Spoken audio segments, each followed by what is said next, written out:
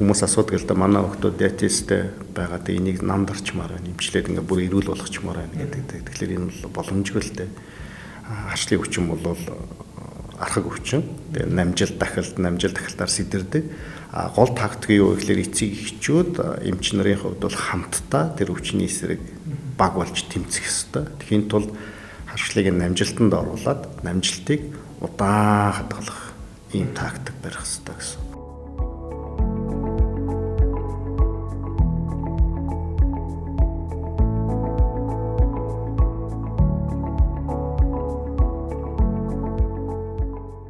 Сайн байцгаана уу, подкастыг үзэж байгаа энэ өглөө өдөр орой мэндийг хүргэе. За та энэ подкастыг үргэлжлүүлж үзэхээс өмнө манай сувагт subscribe дараарай. Ингэснээр та дараагийн энэ чухал дугааруудыг цаг аллаг үзэх мэдээлэлтэй очдог байх болно.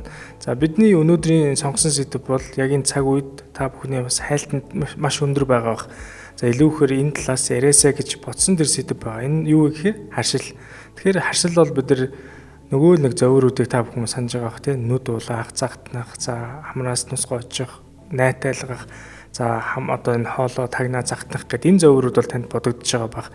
За харшил дотроо бас өөр олон төрлүүд байдаг. За бидний бас буруу ойлголт их байдаг. Тэр талуудыг өнөөдөр залруулад аль болох шинжилгээ ухааны дис дараалтай мэдээллийг танд өнөөдөр бид хүргэхээр хичээх болно. За өнөөдрийн бид бүхний урилгыг хүлээж авч хүрэлцэн ирсэн маш хүндтэй зочин байгаа. Яг харшил гэдэг энэ сэдвийг одоогоор миний мэдхийн хамгийн сайн ярих зочныг бол бид зочин хамартаа урьсан байгаа. Энэ зочин бол анагаах ухааны доктор, профессор, за анагаахын шинжилгээ ухааны үндэсний их сургуулийн багш, за эффект эмнэлгийн зөвлөх эмч, мөнх баярлах одоо эмч маань хүрэлцэн ирсэн байгаа. Танд энэ өдрийн мэндийг хүргэе. За баярлалаа, энэ өдрийн мэндийг хүргэе. Эхний ээлжинд бол та яг өөрийгөө бас яг манай подкаст сонсож байгаа хүмүүс маань одоо бүр ерөнхийдөө бол яг зорилттой хүмүүс илүү хөр үзэж байгаа байх л та тийм илүү харшилтай. За яг хин нэг нь харшлын нэг асуудал байдаг хүмүүс. За өнөөдрийн дугаарыг сонсч байгаа гэж их тавиад сонсож байгаа байх. Тэгэхээр та яг өөрийгөө бүрэн танилцуулаад за энэ чиглэлээр хэр удаа ажиллаж байна. За яг одоо бас яг ямар чиглэлээр яг хаана илүү хөр ингэж одоо зорж ажиллаж байна гэдэг талаас хоёлаа яриа эхэллээ. Намайг Сономж огт мөнх баярлах гэдэг. Би одоо анагаахын шинжилгээ ухааны үндэсний их сургуулийн анагаах ухааны сургуулийн уушиг харшил судлалын дэгмийн профессор багш, харшил судлалын профессорын багийн ахлагч гэж явдаг. Бас Монголын харшил судлалын нийгэмлэгийн тэргүүн гэж албыг ашиж байна. 33 жилийн өмнө би хүний хэмж мэргэжлэр анагаахын шинжилгээ ухааны үндэсний их сургуулийг төгссөн. За харшил судлалын салбар руу ороод нийтдээ 27 жил ажиллаж байна. Тэгээ энэ хугацаанд харшлын оншилгоо, эмчилгээний шинэ дэвшилтэт технологиудыг хорондоо нэвтрүүлэх энэ талдаа нэлээд төлөвлөгөө ажилласан. Үүнээс гадна энэ салбарын олон эмч нарыг бэлтгэж, харшил судлал гэдэг салбарыг дэлхийн улс орнуудын хөгжлийн түвшинд хүрэхийн төлөө шавнартайгаа хамтраад зүтгэж байгаа. Тэгэхээр сүүлийн 28 жилийн хугацаанд бол харшил судлалын салбараас тасралтгүй ажиллаж байна л гэсэн. 27-8 жил ажиллаж гэдэг бол маш урт хугацааны туршлага байна. Тэгээд одоо яг анагаахын шинжилгээ ухааны үндэсний сургуулийг төгсөж байгаа маш олон шавнар тэр дундаа арьс харшил тал руугаа явж байгаа олон хүмүүс бол таны шав гэж явж байгаа. За тэгэхээр хоёул докторийн зэрэг мэдээж одоо арьс харшлаасаа докторийн зэрэг хамгаалсан гэж одоо хоёулаасаа түрүү ярилцсан. Тэгэхээр та докторийн зэргийн одоо хамгаалсан сэдв талаасаа илүү бас товчгой мэдээлэл хүргвэл. 1997 онд юм да харшил судлалын салбар руу ороод тэгээд тухайн үед манай анагаах шинжилгээ ухааны үндэсний их сургууль, Солонгосын Ямсон их сургуультай их ойр хамтын ажиллагаатай манай багш нар 6 сарын хугацаанд явж суралцаж мэдлэг мэргэжлээ дэвшүүлж ирдэг тийм байсан. Тэгээд тухайн үед миний ээлж болоод би Ямсон их сургууль дээр очиод харшил судлалын лаборатори 6 жил ажилласан клиник дээр. Тэгээд тэр хугацаанд манай удирдагч профессор маань яг энэ харшил төрүүлэгч аллерген гэдэгтэй харшил төрүүлэгчийн шин чанарыг судлах юм судалгааны маш нарийн ажил дээр тухайн үед ажиллаж эхэлсэн. Би тэрийг яг эхлээд ажиллаж явах үедээ яг чухам юу хийгээд байгаа юм бэ гэдгийг ойлгохгүй шахав те. Тэгээд судалгаа лабораторид ажиллаад нэг сайн үр дүн гаргаад тэгээ үр дүнгээ танилцуулах болгон дараагийн ямыг хийгээд ингээд идэг. Тэгээ би үндсэндээ лабораторид 5 сар ажилласан.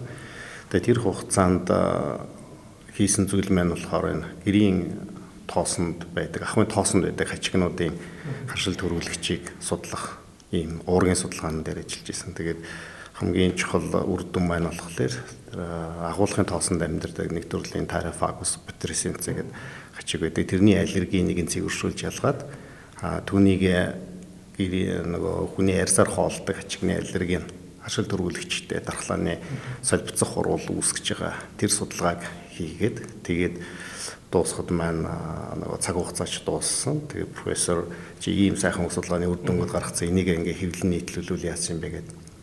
Тэгээд Johnson Medical Journal гэж байдаг. Тэр сэтгүүл дээр өгүүл болгож хэвлүүлж материалаа өгчгөөд дээр нь бас манай профессор бидний судалгааны үр дүн Америкийн харшлын академийн хурал дээр илтгэл хэлэлцүүлээд тэгээ ирсэн. Тэгэхээр энэ бол миний судалгааны докторийн судалгааны ажлын үндсэн хэсэг байсан.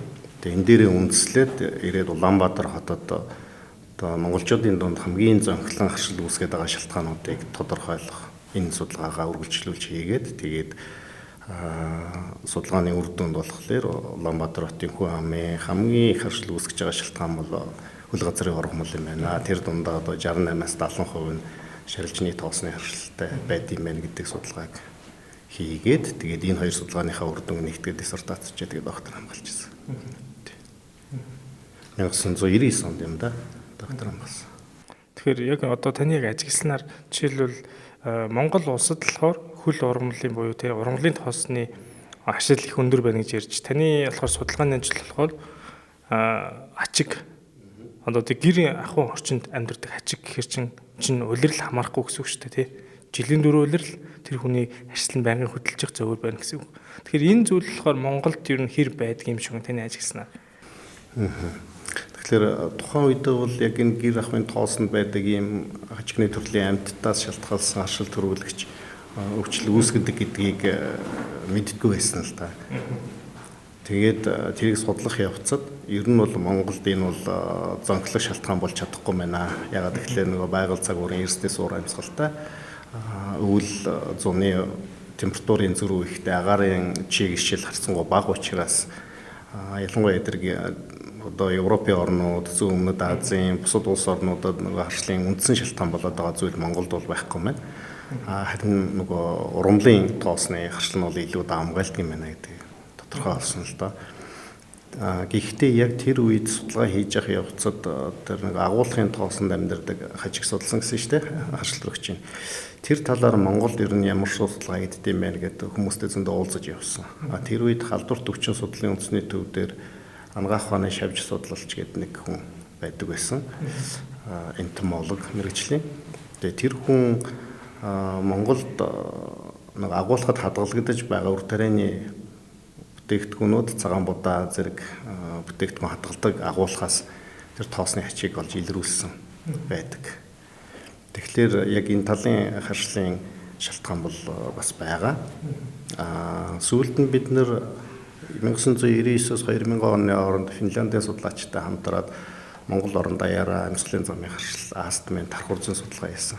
Тэгээ энэ судалгаагаараа одоо амьсгалын замын харшил үүсгдэг үндсэн шалтгаануудаар нөгөө сорил хийгээд те хүмүүст яг үнэхээр тэрэнд мэдрэгсэн хүмүүс ирэх байд юм байна.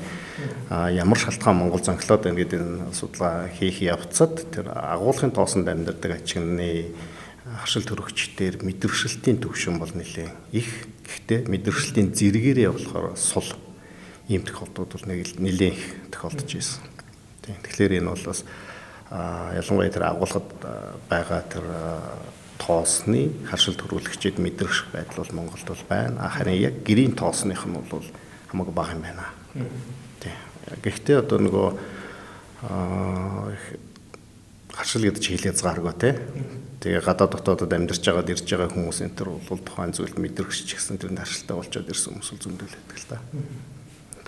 Тэгэхээр ялангуяа гадны орнд харшилтай болоод ирсэн Монголд ирээд тэр харшлын төрөл нь бага байсан ч гэсэн тэр харшил төрүүлэгч нь байгаа бол харшил нь байж лээ гэсэн юм шүү дээ. Тэгэхээр маш сонирхолтой зүйл байна те. За тэгвэл хоёлаа харшил гэж яг юу юм бэ те? Хүмүүс одоо бүгдээр л харшил гэхээр амьсгалын замын одоо тэр ургамлын тоосны харшлыг илүү их хүмүүс мэдээд байгаа байх л та. Ер нь бол харшил бол өөр маш олон төрөл байгаа. Тэгэхээр харшил гэж яг юу юм бэ гэдэг үндсэн тодорхойлтыг нь таас хэлж өгч. Тэгэхээр хүн төрлөختөн хүний бие хүрээлэн буй орчиндөө дасан зохицож амьдрах хэрэгтэй. Тэгэхээр орчин үеийн энэ байгаль цаг уурын өөрчлөлтүүд хүрээлэн буй орчны маш хурдцтай өөрчлөлтөнд хүний бие тэр дундаа хүний биеийн дархлаа тогтолцоо дасан зохицож чадахгүй.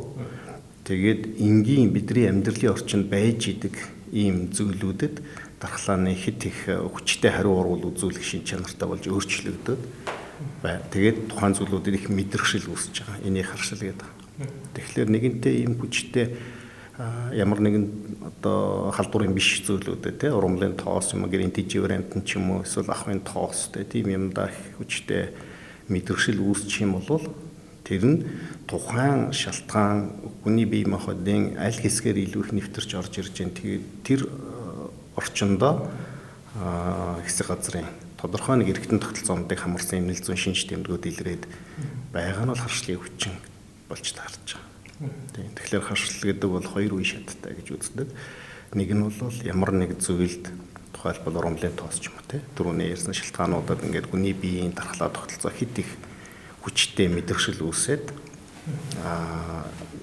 нэгдүгээр үе шатна, хоёрдугаар үе шатна тухайн мэдрэгшүүлсэн зүйл давтан орж ирсэн үед одоо дархлааны хүчтэй хариу урвал үзүүлээ. Тэр нь тухайн нэг хэсэг эргэтэн тогтолцооны үргэлжлэлийг үүсгэж байна гэсэн. Тэгээд үргэлжлэлийн янз бүрийн медиаторууд гэж ярьдаг. Биологи эдгтэй бодисууд ялгарснараа одоо эмнэлэг зүйн шинж тэмдгийг илрүүлдэг. Тэгэхээр энэ харшлын хоёр дахь үе. Тэгэхээр хин нэгэн хүн ямар нэгэн харшил төрөгчтэй харьцсан эхний тохиолдолд шууд харшлын шинж тэмдэг илэрхгүй байна те. Заавал мэдрэгшсэн байж ич дараа нь шинж тэмдэг илэрдэг байна шүү дээ. Мэдрэгшин эхлээд мэдрэгшсэн үед нь ямар нэгэн шинж тэмдэг бол илэрхгүй юм байна. Ямар нэгэн эмнэлэг зүйн шинж тэмдэг илэрхгүй харин тэр үед нь одоо харшлын онцлогооны аргуудаар энэ хүн ямар зүйлд мэдрэгсэн байж болох нь вэ гэдгийг нь илрүүлэх боломжтой байдаг. За тэгэхээр харшил өвчний тархалт дэлхийд ерөнхийдөө ямар байх бол тэ энэ онтыг хотчлолтой холбоотой одоо хит их хотчлолтой суурин байдлаар орж байгаа өвчин гэж бас хүмүүс их ойлгоод байгаа. Энэ дэлхийд болон Монголд энэ таарцуулаад харахад яг ямар хөө байх шиг байна. Тэгэд ер нь яагаад сүүлийн жилүүдэд энэ харшил гэдэг өвчин илүү их ихсээд одоо гэр бүлийн хүмүүс дотор ч гэсэн заавал нэг хүн бараг харшилтай байдаг болчиход байна шүү дээ. Энэ талаар та бас хэлж өгөөч. Тэгэхээр харшил ихлээр хүмүүсний дархлаанд суларсан, хомсдсон ийм байдалтай байна гэж ойлгоод байдаг. Энэ бол эсрэг үзэгдэл байдаг. Хэрвээ дархлаа суларсан бол ямар нэгэн халдвар төрөгчд нөгөө хариу урвал үзүүлэх халдвар төрөгчөөс хамгаалах чадваргүй халдварын үүсгчид дарангуул дээрлэхүүлээд байж гэн гэсэн үг л дээ.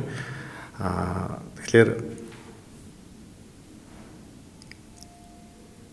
асуулт чил. Ерөнхийдөө харшил бол дэлхийн Монгол. Тэгэхээр харшлын өвчлөлийн тархалт бол дэлхийд үнэхээр ихсэж байна. Хүн төрөлхтөн ингээ соёл иргэншлийг бий болгоод эрүүл ахуйн орчин сайжраад ингээд ирэх тусмаа харшлаар өвчлөл нь бол нэмэгдэж байна л да. Ялангуяа хөгжингүй орнуудад бол хүн амынх нь 30-40% нь харшилтай болсон гэдгээ мэдэгдэж байгаа. Одоо сүүлийн үед бол Европын орнууд бол 2 хүүхэдд нэг нь харшилтай байна гэж мэдээлэл тийм ээ хэвлэлээр бол гарсан байна шүү дээ. Тэгэхээр Монгол улсад бас ялгаагүй л нэг адилхан хүндрэлтэн байгаа учраас энэ харшлын өвчлөл нь нэмэгдэж байна. Тэр дундаа хот суурин газрын оршин суугчдын дунд бол харшлын өвчлөл нь илүү их түгээмэл байна. Яг хөдөө орнуудад мал аж ахуйгаа эрхлээд тэгээд амьдарч байгаа тэр хүмүүсийн дунд бол өвчлөл нь хацсангүй бага байна л да. Энийг бид нар 2000 онд хийсэн судалгаа бол яг л тийм гарч ирсэн. Тэгээд тэр судалгааны үр дүн Европын харшлаг клиник иммунологийн сэтгүүл дээр хэвлэгдсэн байдаг. Аллержигийн сэтгүүл дээр. Тэгээд тэр судалгааны үр дүн Японы NHK телевизийнхэн оруулж үзээд тэгээ Монголд яагаад хөдөөгийн хүн амын дунд нь өвчлөл нь 2 дахин бага хотынх нь их байгаа юм бэ? Энийг судлаа сурвалжлъя гэд Монголд ирсэн. Тэр чинь 2005 онд 8 онд байна. Тэгээд яг хөдөө орон нутгийн хүн амын дунд тэр нэг харшлын бидний хийсэн судалгаа яг яаж явсан тэрийг биетээр нь газар дээр нь та нар үзүүлээч гэж бид нар очиж дагуулж өгч Хинтээ аймгийн Дэлгэр хаан сум дээр 2 өдөр бичлэгт орсон л та. Тэгээд Тэрэн дээр бол яг л үнэхээр хөдөөгийн хүн ам нөгөө айл өрхөөд өглөө босоод те цагаа чанаад цагаа уугаад малаа бэлчээртэй гаргаад орж ирээд цагаа уугаал те тэгээ гэрийн өдөр тутмын ажил эхлээл ингээл сүүл сайгаа боловсруулаад те тэгээд оройн мал нь хотлоод тэгээ тэр хооронд чинь хүүхдүүд нь яаж тэр малтайгаа харьцаж тоглож малын өтөг бууз те энэ дээр малт аж ахуй тэр орчин ямар байна. Тэгээд энэ бүхнийг нь харуулад тэгээд үнэхээр ийм амьдралын орчинд байдаг хүмүүс хотын тэр хэд их нэг ариун цэврийг шүтсэн тэр орчинд очихлаар ингээ хүчилчтэй юм байна гэдгийг гаргаж ирсэн л та. Тэгэхээр яг л тэр бол сүүлийн үеийн онлоор бол эрүүл ахуйн гипотез гэдэг байгаа. Тэр нь хаана ариун цэврийг хэд их шүтэж одоо дандаа ариутгсан одоо стерилизацийн бүтээгдэхүүнүүдийг хэрэглээд хүний бие махбодод нэвтрэх халдварын хэмжээ хичнээн бага байгаад тусмал дархлаа систем нөгөө тал руугаа залагдаад тэгээд харшлын өвчнөр өвчлөөд идэм байна гэдгийг баталсан онлохгүй. Тэгэхээр яг тэр онол руу онолтой бол яг Монголын тэр судалгааны үр дүн орчин бол яг нийцэж байна гэдэг талаас нь харуулсан байдаг. Асралт мэд тэмлэг нь Баянгол дүүрэг 4-р хороо Алтай хотхны баруун талд байрладаг. Амбултор болон 200 ортой хэвтэн эмчилүүлэх боломжтой. Мөн манай эмнэлэг чих хамархоолой, хавдар, уламжлалт эмчилгээ гэх мэтлэн эрүүл мэндийн цогц үйлчлэгээ үзүүлэхээс гадна хамгийн сүүлийн үеийн уншилгооны хиймэл оюухан дээр суурилсан бүтэн биеийн MRI тохиромжоор ажлын өдөр 8-аас 22 цагт, бэм гарагт 9-өөс 15 цаг хүртэл үйлчилж байна. Бид танд шаардлагатай үзлэг уншилгоо, эмчилгээ, мэс аслыг нарийн мэрэгжлийн мэрэгсэн чадварлаг баг хамт олон хийж гүйцэтгэн. Асралт мэд нэгдсэн эмнэлгийг зорин ирж, эрүүл мэндийн даатгалаар хөнгөлөлттэй үнээр үйлчлүүлээрэй. Тэгэхээр хөдөөдөгтөө бас яг харьцал огт байхгүй бас биш үү те. Харьцал бас байна. Тий. Тэгэхээр ер нь хотчлолтой илүү хөр холбоотой өвчин болоод байна. Тэгээ сүүлийн үед бид нар чинь бас энэ сая ковид гэдэг нэг том давалгаа өвчнөөс болоод ер нь тэр ариун цэвэр гэдэг зүйл хүн хоорондын харилцаа гэдэг зүйл хүртэл хоорондоо бүр ингээд одоо бараг байхгүй хүртэл боллоо шүү дээ. Тэгэхээр энэ бүх зүйл бас нэлийн ач холбогдол нь бас нэлийн холбогдож байгаа байх тий. Тий, нөлөөлж байна л да. Тэгэхээр яг энийг нотолсон их сүлийн судалгааны үр дүн гэлэхөө. Тэр болохоор бид нар Японоотой хамтраад 2009 онд тэр нэвтрүүлгийн дараа Улаанбаатар хотын насан туршид болон 6-7 настай хүүхдүүдийн дунд хамсгалын замын харшлын тархуурцсан судалгаа хийж үзсэн. Тэр судалгаагаар Аазтан болон харшлын одоо хамрын харшлаар инээд гэдэг тэрний өвчлөлийн байдал тархалт нь бол одоо хүүхдүүд бол 20% насан туршидны 4.7% байна гэдээ гарч ирсэн. Харшлын астмын шинж тэмдгийн илэрлэл нь хүүхдүүд 30% байсан тэр үед. Гэтэл 2021 онд бид нэр яг тэр судалгааг давтаж хийсэн. Яг ижилхэн хүн амын дунд судалгааны арга зүйн бол адилхан. Ингээ хийгээд үзэхэд буурсан гарч ирсэн. Тэгээ энэний үр дүн яг ямар хүчин зүйл нөлөөлөөд энэ хүчлэл буурваа гэдэг ингээр яг л ковидтай холбоотой хувийн хамгаалах хэрэгслийн хэрэглээ сайжирсан. Тэгээ хөл хорионд орж тодорхой хугацаагаар хүүхдүүд бол нөгөө цахимаар хичээлсэн тий. За тэгээд нэг их сайн үр дүн юу байсан гэхээр гэр бүлийн хин нэгэн гишүүн тамхи татдаг.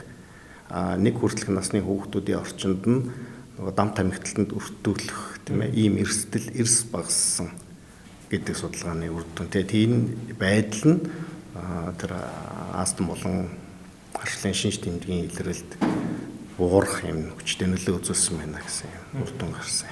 Ковидын үеийн яг тэр үеийн дараа ч юм уу энэ одоо харшлын энэ зүйлүүд буурсан байж болох чи яг дараа нь эргээд сэтрээд илүү нэмэгдэх тэр хандлага байж болох уу? Болно. Тий. Тэр бол яг төр зүрийн асуудал.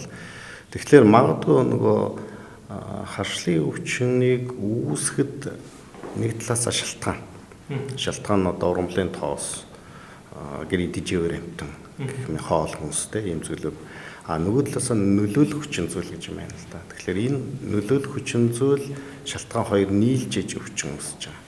Тэгэхээр нөлөөлөх хүчин зүйлд нь юу орох вэ гэхлээр уламжлалт хүчин зүйлүүд, байгаль цагуурын өөрчлөлтүүд, хүрээлэн буй орчны өөрчлөлт, За бусад олон хүчин зүйлүүд байна, тамхитал энэ төр гэдэг.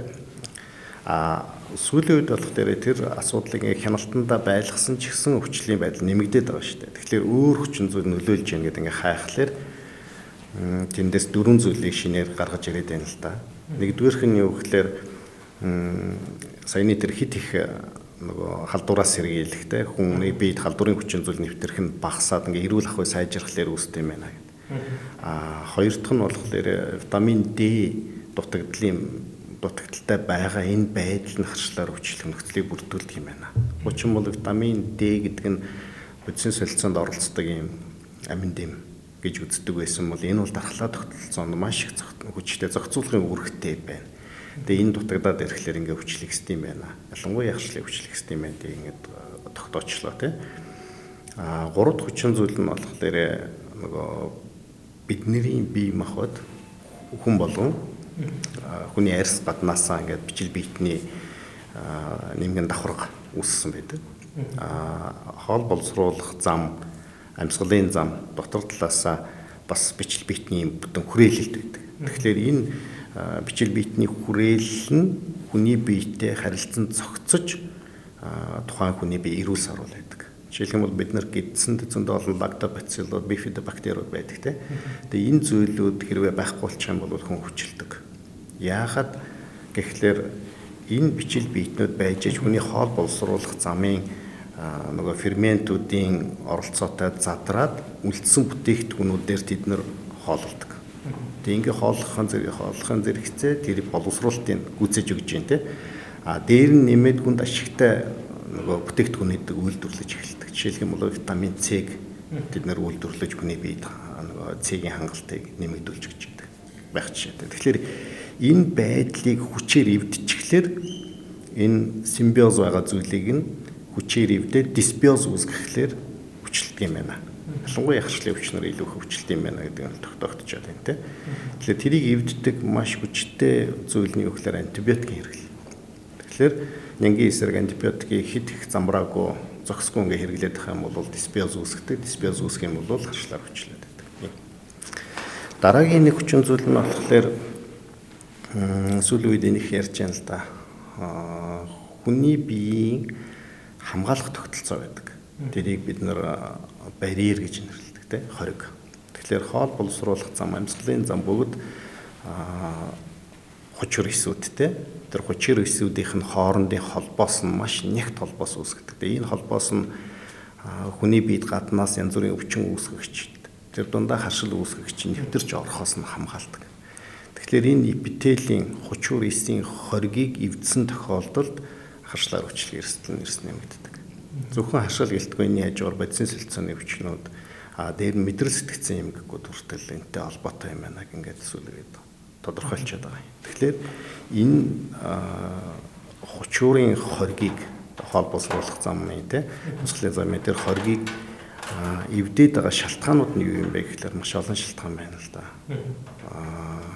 Тэдгээр энтерос онцлог сүүлийн үед ярьж байгаа зүйл нөгөө пластикийн бичил пластик бод те нано партикл хэсгүүд ийм зүйлүүд тэр хоол боловсруулах замыг гэмтээд юм байна.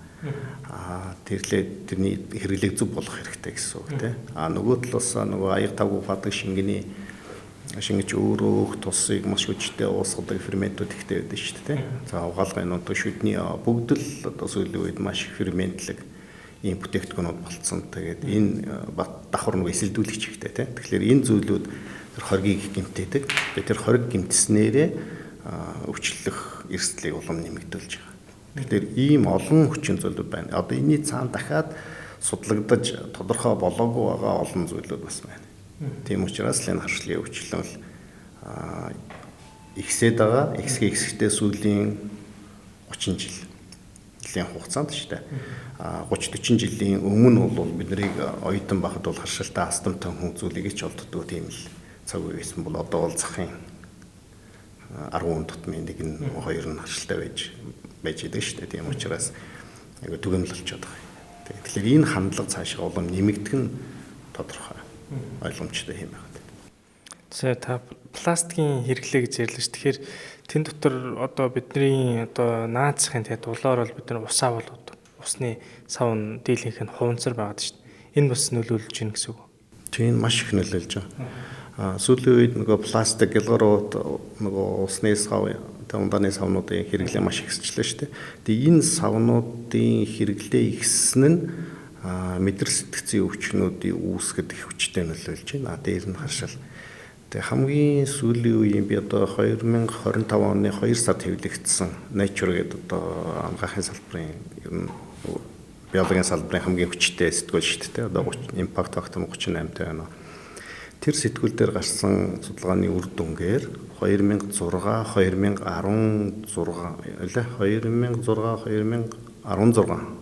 онуудад нас орсон хүмүүсийн тарих элэг бөөрөнд хоригдлогдсон пластикийн хэмжээг тодорхойлж үзсэн ба. Ингээд үзэхэд 2006-аас 2016 оны хооронд бол бүр ач холбогдол бүхий өндөр.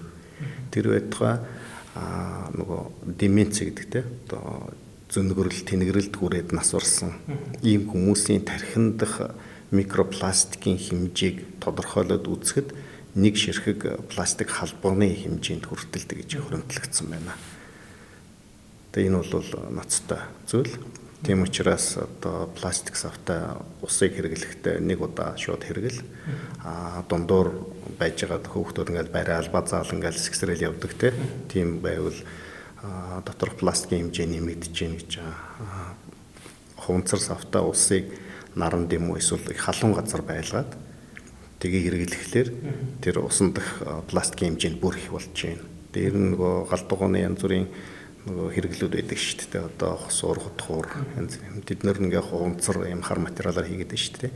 Тэднээс болохоор бас их пластик, микропластик, нанопартиклууд ихээр ялгарч байна. Энэ бүгд ер нь хүний хэрэглэн зохисгүй байна. Болохгүй байна. Энэ бол өвчлөлийн нэг хүчтэй шалтгаан болж байгаа гэдэг одоо бүр шинжилгээ ухаан маш хүчтэйгээр судлаачид бол одоо эсэргүүцэж байна тий. Тэгэхээр тэрийг бид нэр зөв зохистой хэрэглэн сурах хэрэгтэй л болж байгаа гэсэн үг.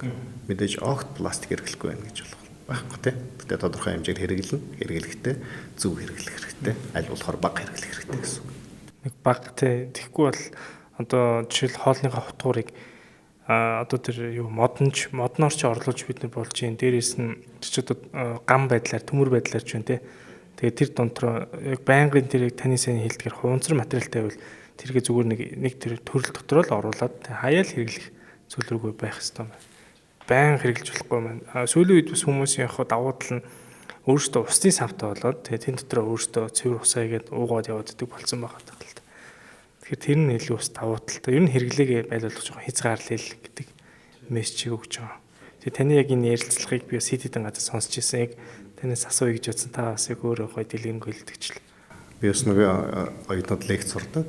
Тэгхэрчлэн нөгөө өвчлийн шалтгаан яагаад ингэж байгаа гэдэг энэ зүйлүүдээр бас энэ талаар ярьдаг л та. Тэгээ оюутнууд айл болохоор пластик савтай ус авч болно, ууж болно хэрвээ тэгэх юм бол та нар шууд тэр нөгөө металл гадаргуутай савнда хийчээд тэгээ угаа явал илүү эрүүл мэндэд чи хэрэгтэй шүү л гэж зөвлөдөг шээ. За тэгэхээр өнөөдрийн бидний подкастыг магадгүй шууд үзэж байгаа ч хүмүүс байгаа, завгүй хүмүүс нь сонсоод явцдаг. Тэр хүмүүсээ бол пластикийн хэрэглээг аль болох хязгаарлаарай, багасгаарай. Сая өнөөдөр бол маш чухал зөвлөгөөг та бүхэнд өгж байна. За тэгэхээр харшил өвчин удамшлын талаар хойлоос ярилцъя.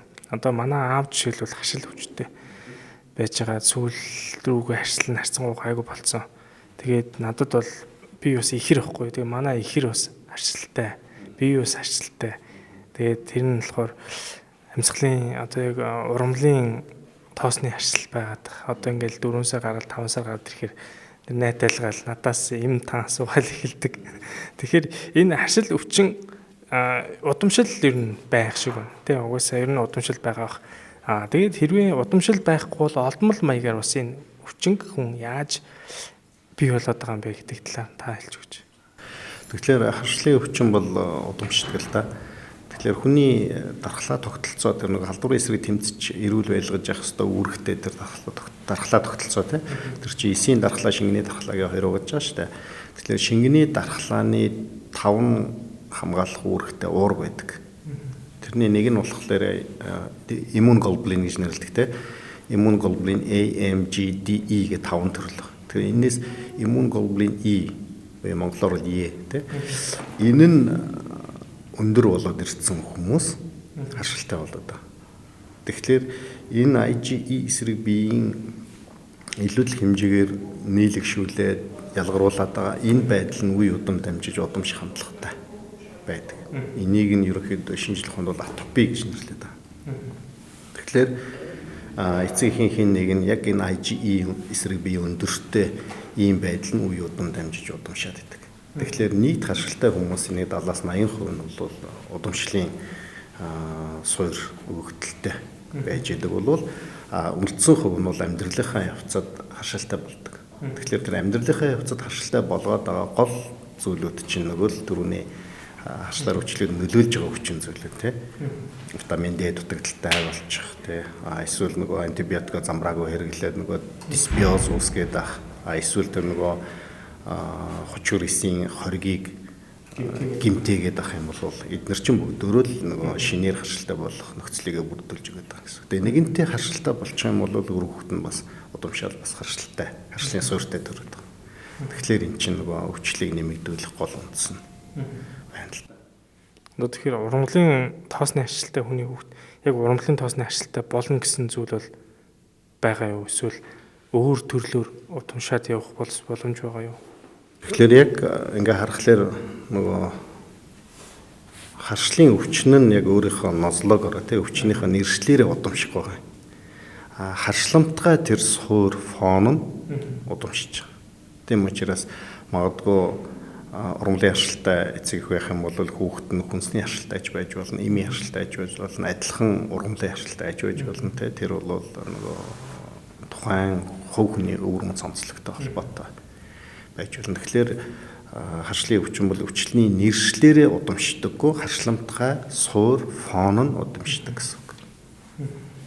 30 гаруй жилийн түүхтэй Францын алдарт эмчилгээний брэнд болох Topic Cream брэндийг танилцуулъя.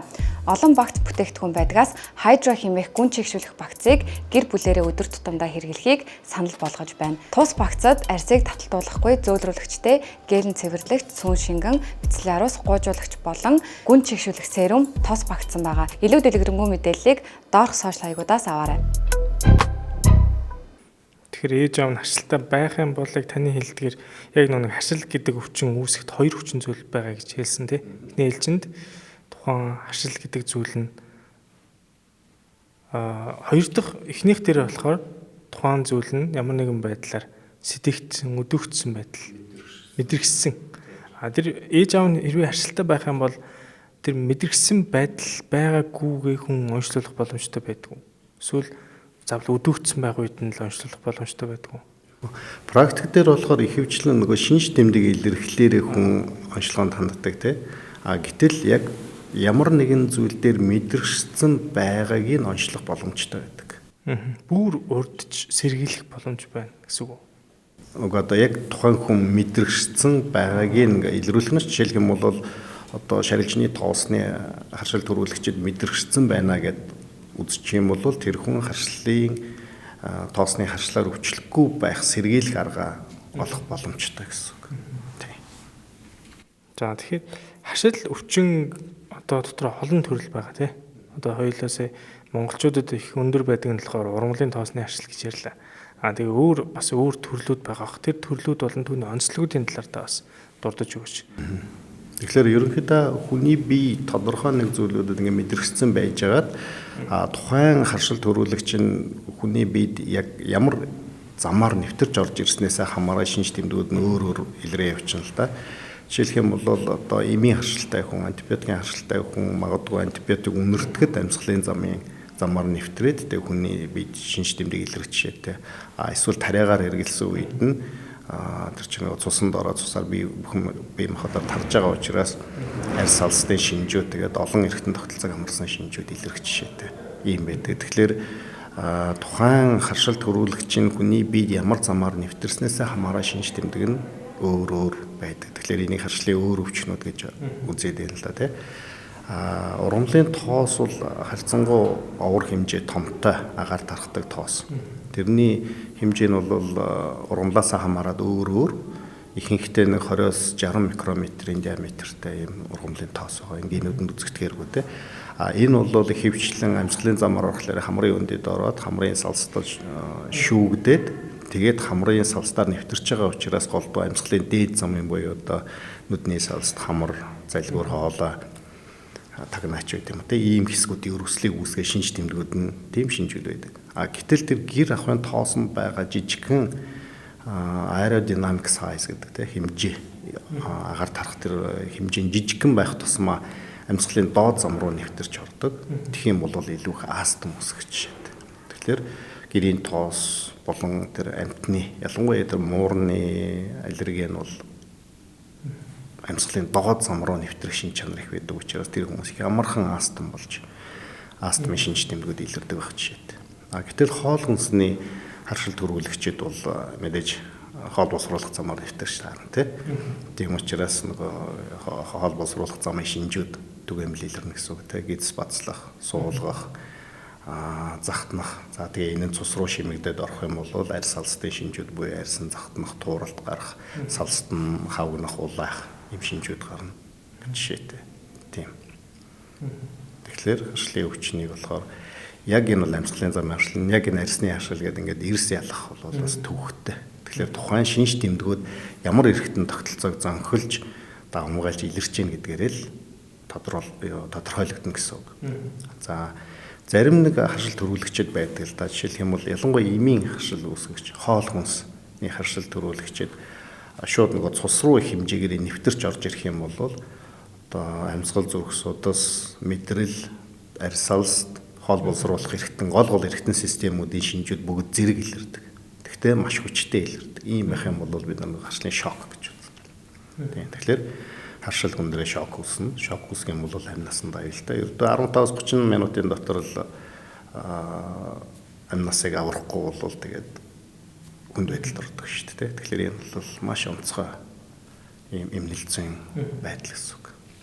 Тийм хүмүүсийн хувьд болохоор бүр хит их мэдрэг байна гэсэн үг байна тийм. Зарим нэг харшил төрүүлэгчид хит хүчтэй мэдрэгчл үүссэн байна гэсэн үг. Тийм. Тэгээд нэг удаа орж ирэхдээ харшил төрүүлэгч их хэмжээгээр ороод ирчих юм бол тийм шууд шок болно гэсэн үг. Тэгэхээр харшлын төрөл одоо хүмүүс болохоор тэгж ойлгоод байдаг бол яг тэр ингэж ангилж хэлэхэд бас яг хэцүү юм биш те ер нь бол те. Яг тухайн зүйл нь яг тухайн хүний бие физиологоос хамаарат хаашаа яаж явсансан хамаарат шинж тэмдгүүд нь илрээд шүү дээ. Дийлэнхдээ бид нар бол яг нэг орж байгаа замууд гэвэл нэг амьсгалын замууд байгаа тань те. Дээд зам болон доод зам. Тэгээд хоол боловсруулах гэдэг чинь яг ингээд амаар ороод аанусар гадагшлах хүртлийн эсгүүдийн салтуудыг бас хоол хүнсээр гэмтэх. За тэгээд зарим хүмүүс ч нэг төмөр юм уу ямар нэгэн иймэг бүжний ажилтай байдаг шүү дээ. Энэ хүмүүс ч болохоо нэг хүрэлцэх тал руу илүү ажил яваад байна тий. Тэгэхээр сүүлийн тэр нэг арьсанд хүрэлцснээс үүсч харшил үүсгээд байгаа нь болохоор шалтгаан нь ч өөр харшлын явагдаж байгаа механизм эмгэг зам гэдэг энэ нь ч өөр байдаг.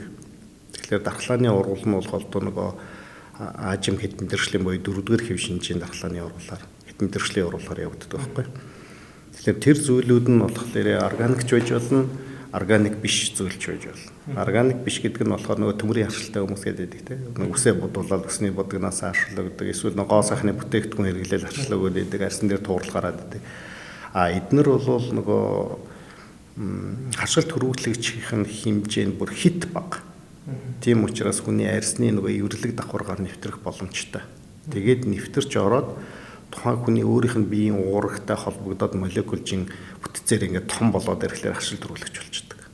Тэгээд тэр нэг мэдрэгшил үүсчих юм бол тэрийг нөгөө дархлааны санамжийн эсвэл сандсан байж идэг. Тэгэл хизээ тухайн шалтгаан орж ирнэ үү тэр үед нөгөө дархлааны урвал хэд хүчтэй өрнөөл тэгээд тухайн хэсэг дээр өрөвсөл гаргаад идэг. Тэгээд энийг бол яг бас арьсны харшил гэж үзэж болно л доо. Энэ бол голдуу арьсан дээр гардаг юм. Харшлын өвчин байна. За тэгэхээр монголчуудын хувьд бол ер нь яг монголчуудын хувьд энэ амьсгалын замын буюу тэ энэ ургамлын тоосны харшил их өндөр байгаад идэм эсвэл дэлхийн нийтээр энэ их өндөр байгаад идэм болов. Тэгэхээр монголчуудад үнэхээр ургамлын тоосны харшил бол гол асуудал болж байна л да. Яа тэгэхээр энэ нөгөө монголны байршил, газар зүйн байршилтай холбоотой. Тэгэхээр нийт дэлхий дээр ургаж байгаа ургамлуудыг хоёр бүлэгт хувааж байна л да. Нэг тоос хүртэх байдлаар нь. Нэг нь болохоор салхиар тоос хүртдэг. Энэ ургамлууд бол нөгөө салхиар хийсэд хол тарах боломжтой тий. Тэгээд илүү нөгөө амьдрах чадвар сайтай. Тэгэхээр Монгол орны нөгөө ургамлын бүрхөвчин дийлэнх нь дандаа юм салхиар тоос хүртдэг ургамл байгаа. Тэгэхээр ийм ургамлууд нь болохоор нөгөө их том цэцэг мэцэг энэ төр бол байхгүй. Одоо бид өнгөсөө наашаа эрэхтэй ингээд нөгөө ер нь бол Улаанбаатар хотод нэг хаана ямар ургамал байдгийг тэр нь хизээ цэцгэлж जैन цаг үеийн юу болж байгааг дандаа харж явдаг одоо тийм болчтой. Мэргэжлийн нэг онцлог байна л да. Тэгээ харахад нөгөө улаас модны тоосчлтын цаг үе яг эхэлж байна л да. Тэгээд одоо тэр чин одоо ингээ гараа харах юм бол улаас моднуудад ийм их тод улаан хүрэн өнгийн цэцэг гөлгөлдсөн байна. Тэгээ тэр нь задраад ингээ тоос ялгаруулж байгаа. Тэгээ яг энэ цаг үед бол тэр модны тоосны харшилтай хүмүүсийн шинж тэмдэг илэрх ийм боломжтой цаг үе нэг. Тэгэхээр энэ ургамлын тоосны цаг үе нь мод үйт ургамал хөл газрын ургамал гэдэг нэг 3 үе шаттай ингээд давлгаатай яваад байна шүү дээ. Тэгээ энэ нь бол Монголд бол 4-9 сар хүртэл үргэлжлээд байдаг. Тэгэхээр дөрөвний нэг асууж ирсэн юм дээр Монголд ургамлын тоос нь илүү харшил үүсгдэг юм байна. Тэр дундаа одоо бол яг модны тоосчлын үе явагдаж байгаа юм байна гэсэн үг. Хоёр дахь бүлгийн ургамал нь бол нөгөө шавжаар тоос хүртдэг ургамлууд. Тэр ургамлууд ч юм болохоор ялгарч байгаа тоос нь нэгдүгээрт овор хэмжээ томтой, хоёрдугаарт нөгөө гадуураа наалдамхай бодистой. Тэгээ тэр нь нөгөө зүгийн ирвэхээ янз бүрийн шавжинд очиж наалдаад өөр ургамал дээр очихлээрээ өөр ургамалд очиж үр хүртээж байдаг. Тэгэхээр энэ ургамлууд нөгөө шавжаа дуутахын тулд яах нь гоё өнгөтэй, гоё цэцэгтэй тийм байдаг. Тэгэхээр энэ шавжаар тоос хүртдэг ургамал Монголд харьцангуй цөөхөн. Салхиар тоос хүртдэг ургамал нь их учраас тийм учраас Монголд нөгөө ургамлын тоосны харшил нь бусад орнуудтай харьцуулахад хамаагүй их байх та. Бид нар одоо ингээл мэдэн штэ Монголоос гараад одоо бусад улс орнуудад очихлээрээ хавар болохоор битүү цэцэг болдог үстэй тий. Мод ургамал бүх юм цэцэглэл. Тэгтээ манад болохоор нөгөө ургамал нь голдоо цэцэг багтай салхиар тоос хүртдэг юм ба. Тэгээ тэр тусмаа Монголын нөгөө ургамлын бүрхүүл нь нөгөө хуурай шилттай цагуурын энэ өөрчлөлттэй холбоотой зүлжилттэй холбоотой нөгөө хөрсний эвдрэл гэмтэл хуурай шилт ихсээд ахлаар илүү тэр нөгөө салхиар тоос хүртэх шин чанартай төсвөртэй ургамлуудын ургамалт нь нэмэгдээд байгаа. Тэгээ тэр өвчлөлийн бас нэг өвчтэй шалтгаан болоод. Тэгэхээр яг одоо амьсгал ялангуяа ургамлын тоосны харшилтай хүмүүс бол яг Монголд бас хэцүү байх нь бол яалтчгүй л цаг үеийн онцлог тэгээ ургамлын энэ одоо бүтцийн тогтцтой холбоотойг та бас хэлж өглөө. Энэ бол айгүй гоо шинэ мэдээлэл бас байлаа. За тэгэхээр яг энэ амьсгалын замын харшил тэр дундаа одоо яг нэг ургамлын тоосны харшил их өндөр байгаад байгаа шүү дээ. Тэгвэл яг энэ шинж тэмдгүүд хэрвээ танд илрээд байвал та ургамлын тоосны харшил гэдэг зүйл танд их өндөр одоо байх магадaltaй шүү гэдэг талаас нь та бас шинж тэмдгийг илүү таниулж хэлж өгч. За. Тэгэхээр ургамлын тоос агаар тархаад тэр нь өглөө их хвчлэн нар гарах үеэс ингээд тоосоо ялгаруулдаг. Тэгээд агаар тархсан ургамлын тоос салхиар хаасааг ингээд тарах нь байна тий. Тэгээд үд дундаас хоош болоод ирэхэд тухайн ургамлаас нөгөө тоос ялгарах нь зогсоод агаар тарсан тоос ч нөгөө оройн цагаар хөрсөн дээр эргээд тунаад буугаад тэгээд агаар тунгалаг болдог. Тэгэхээр ургамлын тоос яг тэр дэгдэж явах үедээ хүмүүсийн шинж тэмдэг илүү тод илрээд байдаг. Тэгэхээр ургамлын тоосны харшил бол хамар болон нүдний шинж тэмдгээр илэрдэг. Ихэнхдээ хамрын шинж тэмдгээр илэрдэг. Тэгэхээр хамрын үндсэн 4 шинж тэмдэг илэрдэг ургамлын тоосны харшил үед. Нэгдүгээрт нь хамар битүүр. За хамар битүүрл нь бол хамрын хоёр нь хоёлаа битүүрнэ. Тэгээд биеийн байрлалаас хамаарч шилжихгүй. Зарим үед нь хамар битүүрэл ингээд зүүн талаараа хөвтөлөөр зүүн талын битүүрөө баруун талын онгоогоо тий. Тэгээ байрлалаа солиод баруун талаараа хөвтөлөөр баруун талын битүүрөө зүүн талын онгоод ч юм шилжилт хийгддэг тий. Ургамлын тоосны харшил дээр бол тийм байхгүй. Хоёлаа л таг битүүр гэсэн. За дараагийн хоёр дахь шинж тэмдэг нь нус гоож. Ерөөсө контролгүй ямар хяналтгүй шингэн усан гэдэг гоождаг. Тэгээ энэ бол хоёр дахь шинж тэмдэг нь. Гурав дахь нь найтай. Найтай бол нөгөө олон давтаж угсарсан найтайлтууд байдаг. Тэгэхээр найтайлга ихтэй тэр дундаа нэг удаа найтайхтаа олон давтаж найтайгаад байх тийм. Дөрөв дахь шинж тэмдэг нь хамар захтнах шинж тэмдэг. Тэгээ хамар их эвгүй захтнадаг. Тэгээ хүүхдүүд хамар захтнахлаар хамраа захтнагаа арилгах янз бүрийн байдлаар ингээл маажаал илээлэн оролддог шүү дээ. Тэгээ ийм шинжүүд илрээд байдаг. За энэ үндсэн дөрвөн шинж тэмдгээр нэмээд бусад туслах шинж тэмдэг гарч ирнэ. За тэр нь юу вэ гэхээр нүдэн захтна, нүд улаан, дээр нь тагнаа хоолой захтнах, дээр нь чихэн дотор захтнах юм шинжүүд илэрдэг. Тэгээ эднэр бол нөгөө урамлын тоосны харшлын нэмэлт шинж тэмдэг байдаг. Тэгэхээр урамлын тоосны харшлын үед үндсэн 3 бүлэг шинж тэмдэг илэрнэ. Нэгдүгээрх нь үндсэн шинж тэмдэг, саяны 4 шинж тэмдэг.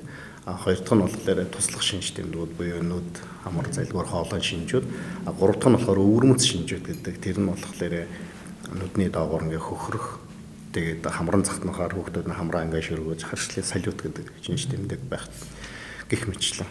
Тэр нь хамрын дээр юм хүнлэн зураас үүсэх юм. Тэгээд ийм олон шинж тэмдгүүд байдаг. Тэгэхээр энэ үндсэн туслах өвөрмөц гэх энэ 3 бүлэг шинж тэмдгээр энэ бол урамлын харшил байх боломжтой гэдэг ихний мэдээллийг юм авах нь шүү дээ. Тэгээ мэдээж энийг батлахын тулд лабораторийн болон бусад сар шинжилгээнүүдээр баталгааж болно. Эрүүл мэндийг дэмжиж ажиллагч газар шим компани Артишок эрүүл мэндийн ундаа хамтран ажиллаж байна. За энэ Артишокийн хувьд бол за чихрийн шижийн өвчлөлийн үед бол хүний цусндах сахар хэмжээ ихсдэг. За түүнийг бууруулах, за мөн урьдчилан сэргийлэх, за мөн одоо хордлогод байж энэ хүн арх уух, за тамхи татах, за химийн болон одоо тэр хоолны бусад одоо хордлогодын үед бол тайлгдыг аж тустай. За мөн хоол боловсруулах, хоолны шингэлтэнд илүү ихээр сайнаар нөлөөлж идэг. За мөн одоо бүр шээс дамжуулах замын болон за илэгний бусад энэ олон төрлийн үйл ажиллагааг дэмжиж байдгаар илүү давуу талтай байдаг. За энэ артишокийг хүн одоо ууж эхлэх үед яадаг вэ гэхээр тухайн хүний ядаргаа тайлагдах, за мөн одоо тайвшрах, за мөн одоо тэр нойргуудл багасах, эрч хүч одоо ажлын одоо илүүхээр эрч хүчтэй болох зэрэг олон ач тус байж идэг. За хүн бол өдөрт нэг шил буюу 250 мл-ийн артишокийг бол уух боломжтой. За хордлогын хэмжээнээс хамаарат нэмэгдүүлэх боломжтой байдаг. Амьсгалын замын тэр дундаа тий одоо урамлын тоосны ашил дээр ингэж яригдж байгаа. Тэгээ амтны бас арчлууд бас байгаад байдаг тий. За тэрийг болохоор яг бас яг дараагийн хэлцэнд асууя. За ер нь бол тоосны буюу тий амьсгалын одоо урамлын тоосны арчил их өндөр байдаг бол тэр хүмүүс шинж тэмдгээ яаж мэдэх вэ гэдэг талаар сайн маш тодорхой хэлж өгсөн. Эдгээр хүмүүс бол мэдээж тоохгүй явуудаж болохгүй, мэдээж онцлуулах шаардлагатай байх. За тэгвэл дараа нь хүмүүс бас их асуугач гэсэн асуулт нь бол арсны арчил үүсгэдэг шалтгаан шинж тэмдгийг хэлж өгөөч гэсэн байсан. Энэ талаар та бас мэдээлэл өгч. Тэгээ би нэг зүйл түрүүнийхтэй нэмээд хэлчихв те. Урамлын тоосны харшлыг болохоор хүмүүс зүгээр нэг нүд хамрын шинж тэмдэг юм шиг ойлгодог. Гэтэл урамлын тоосны харшилтай хүмүүсийн 20-30% нь астм болж хөндөрдөг. Ялангуяа хүүхдүүд. Астм бол одоо амьсгаан бачуурна, амьсгаад нь, амьсгаан шуугна, тийм ээ хэрчигнэж сонсогдно. Ийм шинж тэмдгүүд нэмж гарч ирнэ гэсэн үг шүү дээ. Тэгэхээр хүнд бол маш хүчтэй одоо амьдралын чанарт хүчтэй нөлөөлдөг ийм хүнд шинж тэмдгүүд л дээ. Үүнээс гадна бас нэг урамлын тоосонд харшилтай хүмүүс урамлын гаралтай зарим нэг хүнсний зүйлүүд дээр шинж тэмдэг хүндэрдэг. Жишээлх юм бол одоо хус модны тоосны харшилтай хүн алим, лир гэдэг модонд ургадаг жимснүүдийг идэх юм бол хоолой тагнаа захтнах нөгөө дөрөвний харшлын хамрын харшлын шинж тэмдгүүд өдөрөөс идэрнэ. Дээр нь жоон хүнд байх юм бол нөгөө бачуурах, астмын шинжүүд илэрх ийм хандлага бол байдаг. Сүүлийн асуулт болохоор нөгөө арсны харшилтэй. Тэгэхээр арсны харшлыг үүсгэж байгаа үндсэн шалтгаанууд нь бол нөгөө бид нар бол каптен гэж нэрлэдэг л дээ. Тэгээ энэ бол одоо төмрийн найрлаганд байдаг никл гэдэг бодис байгаа. Кобальт гэдэг бодис байдаг. За дээр нь будагны найрлаганд ордог, янз бүр үсний бодог, үслэг идлэлийг боддог, даван материалыг боддог, будагнд ордог төрөл бүрийн бодисууд байна. Дандаа химийн бодисууд байдаг. Тэгэхээр нийтдээ бол 2800 гаруй төрлийн химийн бодис хүний ахуй хэрэглээнд хэрэглэгддэг юм байна. Энэ 2800 төрлийн бодис өдөрөө хүний арсны харшил үүсгэх боломжтой юм байна гэдгийг тогтоогоод тэгээд энэ харшил үүсгэж байгаа химийн бодисууд нь арьсаар нэвтрээд тэг хүний тухайн нэвтэрсэн арьс хүрэлтсэн арьсны хэсэг дээр өрөвсөл үүсгээд байгаа шүү дээ. Тэгэхээр яг тэр тухайн бодисуудыг энэ багцлаад тэгээд онцлогооны сорил болгоод яг та яг ийм бодисны харшилтай байна гэдэг юм тогтоож болдог. Ингээд тогтоолгоцсон тохиолдолд янз бүрийн бүтээгдэхүүнүүд хэрэглэхдээ найрлагын дотор нь тухайн харшил үүсгэж чинь байна уугүй юу гэдгээ шалгаж үзээ. Хэрвээ байхгүй чөлөөтэй хэрэглэж болно л гэсэн. Айцгүй. Хүүхдүүдийг нөө баг байхад ялангуяа би ч одоо ойрхон 2 хүүхэдтэй учраас хүүхдүүдээс хил ажиглалаа юм л та. Тэнийг бас яг асууя гэж бодсон. Хүүхдтэй ямар нэг амттай зүйл өгөхөр ялангуяа тэр жоохон одоо чихэрлэг зүйлтэй. Тэр зүйлийг өгөхөр жимс өгөхөр ч юм уу диатез гараад хацарна ингээд хоёр талтай уулаагаа зарим хүүхдүүдийн ч юм бүр ингээд цус шүүрээд майжаа захтанж байгаа шүү дээ угаасаа. Тэгээд майжаад байдаг. Тэгэнгүүт нөгөө хүүхэд нь за ашил төрүүлээд байгаа юм чинь ингээд имээ өвөн хүүхдтэй яагаад чихэр өгöd байгаа эсвэл чи өөрөө амттай юм зүйл идсэн юм ингээд ээж рүү ингээд хэлээд байдаг. Тэгэнгүүт нөгөө ээжүүд чинь хүүхдийнхээ зөөрийг харахаараа өөрөө ч амттан гэдгээ багасгаад эсвэл хүүхдтэй ч одоо нөгөө жимс ч юм уу те нөгөө нэр төрлүүдийн ингээд өөх тал дээр жоохон айгаад ингээд багасгаал яваад байдаг. Энэ нэгдүгээр зөв за эсвэл баг багаар үнэхээр тэгж одоо хүнд хашил болчоогүй бол бага багаар ингээд хүнсийн тасгаад нөө 2 нас хүртэл хүүхдийн ходод гэдс чи өөрөө хоол ундтаа сайн танилцаад явж идэг гэж яриад байгаа. Тэгэхээр энэ ингээд бага багаар танилцуулаад явах нь зөв юм уу? Та энэ тал дээр бас хэлмэж байна. Тэгэхээр эхлээд нэг ойлголт гэж харшлын марш гэдэг нэг ойлголт байгаа. Тэр болохоор хүүхэд төрөхдөө түрүүний миний хэлсэн нөгөө IgE гэдэг нэг дархлааны нэг төрлийн иммун глобулин төрлийн уургийн хэмжээ өндөр төрдөг гэдэг шүү дээ. Тэрний эцэг эхээсээ удамшаад. Тэгэхээр тийм хүүхдүүдэд илэрх хамгийн ихний шинжүүд нь тэр нөгөө хацар нь улаах, шанаа, эрүүн улаагаад захтнаад за өртөө болоод идэг хүндэрх юм болоо шүүдстэй. Тэгээ захтнаад маажаар ингээд халдвар оруулаад хүндэрдэг. Тэгэхээр ийм хүүхдүүдийг одоо орчин үеийн анагаах ухаанд болохоор харьцуулын салбар дээр аль болохоор эрт олон төрлийн хоол хүнс тэр хүүхдэд таниул тэгжиж тухайн зүйлдээ төвчлөлтэй болж харшлаа уруул төрүүлэхгүй болох боломжтой гэж ингэж үзээд байгаа. Тэгэхээр хүүхдэд бол хамгийн эхлээд нөгөө хоол боловсруулах замаараа л нөгөө халдвар харшил үүсгэгчийг авах учраас хүнсний харшил эхэлж төрүүлж эхэлдэг. Дараагийнх нь болохоор атопийн дерматит гэдэг диатезийн одоо шинжлэх ухааны нэр нь болохоор атопийн дерматит болоод за зарим нь цаашаага нөгөө урамлын харшил сургуульд ороод ирэх үед за тэгээд астм эсвэл нөгөө хүнсний харшил тэгээд эмийн харшилч гэдэг юм уу ийм байдлаар ингээд солигдоод идэг. Тэгэхээр юу гэсэн үг гэхээр хүүхдийн биеийн харшламтгай болцсон эцэг эхээсээ тэр харшил төрүүлэхэд оролцдог эмгэг жамд нь оролцдог тэр иммун глобулины хэмжээ нь өндөртэй ийм хүүхдэд илэрх эмнэлзэн шинжүүд нь ингээд өөр болоод солигдоод хувраад ингээд нас ахих тусам явагдаад идэх хана шүү дээ. Энийг харшлын марш гэж нэрлэдэг. Тэгэхээр хүмүүс асуудаг л да манай хүүхдүүд диатезтэй байгаад энийг намд орчмаар нэмчлээд ингээд бүр эрүүл болгочмоор байна гэдэг. Тэгэхээр энэ бол боломжгүй л дээ. Харшлын хүчин бол архаг өвчин. Тэгээ намжил дахилтаар сэтэрдэг. Гол тактик юу гэхээр эцэг эхчүүд эмч нарын хувьд бол хамтдаа тэр өвчний эсрэг баг болж тэмцэх ёстой. Тэхийн тулд харшлыг намжилтанд оруулаад намжилтыг удаан хадгалах ийм тактик барих ёстой гэсэн. Тийм. Тэгэхээр тэхийн тулд одоо шалтгаан олох нь байна те. Шалтгаанаас зайлсхийх нь байна. Тэгээд нийгмийн эмчилгээ хийн, яг тохирсон эмчилгээгээ хийн. Тэгээд нэг хяналтанд оруулаад нэг намжаагаад авчих юм бол дараа нь нэг хүүхдийн амьдралын чанарыг сайн байдлаар нь хадгалаад авах юм шүү дээ. Тий. Эцэг эхчүүд болохоор хүүхдийг нөгөө хоолнд оруулах гэж яардаг.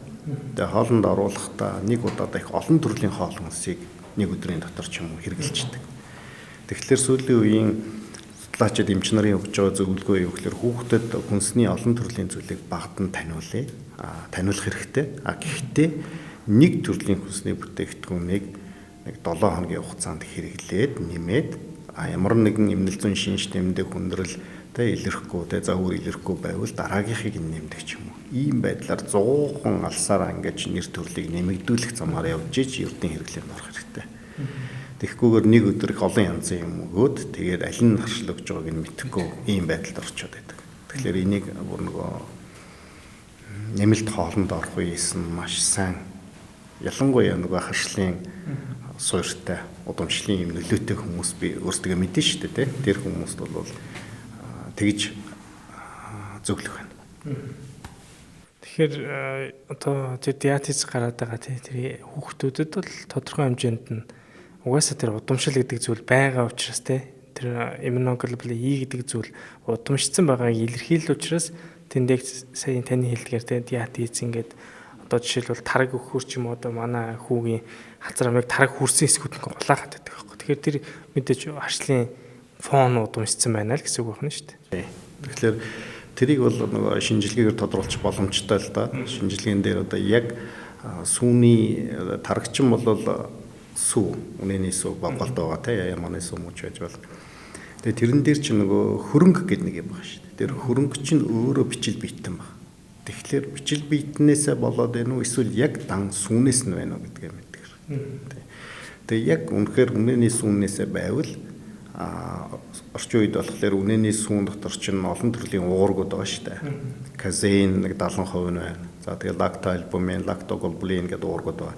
Тэгээ энэ уургуудын яг аль нь харшил тэр хүүхдэд мэдэрчсэн харшил үүсгэж ийн гэдгийг тогтоогоод тэгээ яг тухайн тэр магадгүй одоо лактоальбуминд нь харшилж ийн гэвэл лактоальбумингүй сүүн бүтээгдэхүүн хэрэглэхэд ямар ч асуудал болно гэсэн. Тэгэхээр онцлогооны түвшин бол ишөө нарийн мэлцэн гэсэн үг. За тэгэхээр ямар ч гэсэн маш гоё ойлголтыг авлаа. Миний амьдрал ч гэсэн маш хэрэг болохоор ялангуяа өнөөдөр энэ ээжүүд үзчихвэл хүүхдүүдтэй ер нь яаж тэр хүнсийг багаас нь тасгах ёстой юм бэ гэдэг энэ ойлголтын дээр маш зөв тодорхойлтыг бас авсан болов уу гэж бодож байна. За тэгэхээр бид нар өнөөдөр харшил ярьж байгаа учраас яг харшлын онцлогооны талаар цусган дурдаад яваад байгаа. Яг одоо болохоор харшил өвчний онцлогооны талаар илүү гоё тодорхой хойлоо ярьж өгье. Харшлын одоо олон төрлүүд байдаг тийм ээ. Тэгэхээр харшлыг одоо хин нэгэн өнөөдрийн одоо таны яриаг үзэж байгаа хүмүүс за хүүхд дээр нэг сая ярьсан асуудал байна, өөр дээр нь байна, нөхөр дээр нь ч юм уу асуудал байгаад байдаг. Хаана яаж очихоо мэдэхгүй харшлын юм ингээд төр намдаагаал хэрэглээ яваад байгаа хүмүүс байвал онцлуулах нэг чухал юм а гэдэг зүйлийг ойлоо өнөөдөр хэлж өгье. За тэгвэл харшил өвчний онцлогоо ерөнхийдөө яг ямар төрлөөр яаж явагддгийг гэдэг талаас нь ер нь хэдэн наснаас эхлээд хүүхдээ энэ харшлын одоо тэр ямар аргуудыг бас одоо хүүхдүүд бага байгаа учраас бас нэг харшлын сорил тавилж болно болохгүй гэдэг хүмүүсээс их олон зүрх ойлголт яваад байгаа байх л та. Тэр тал дээр хоёлоо бас мэдээлэл өгье. Тэгэхээр харшил өвчний онцлогооны хамгийн чухал юм бол мэдээж асуумж тий. Эцэг их гэр бүлийн хувь хүний нөгөө харшлын тухай асуумжуудыг авах хэрэгтэй. Дээр нь үзэлгээ хийх хэрэгтэй тий.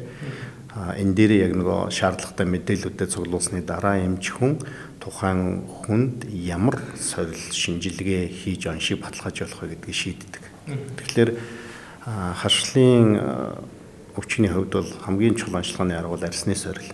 Тэгэхээр арсны сорил дотор 3 төрөл байдаг.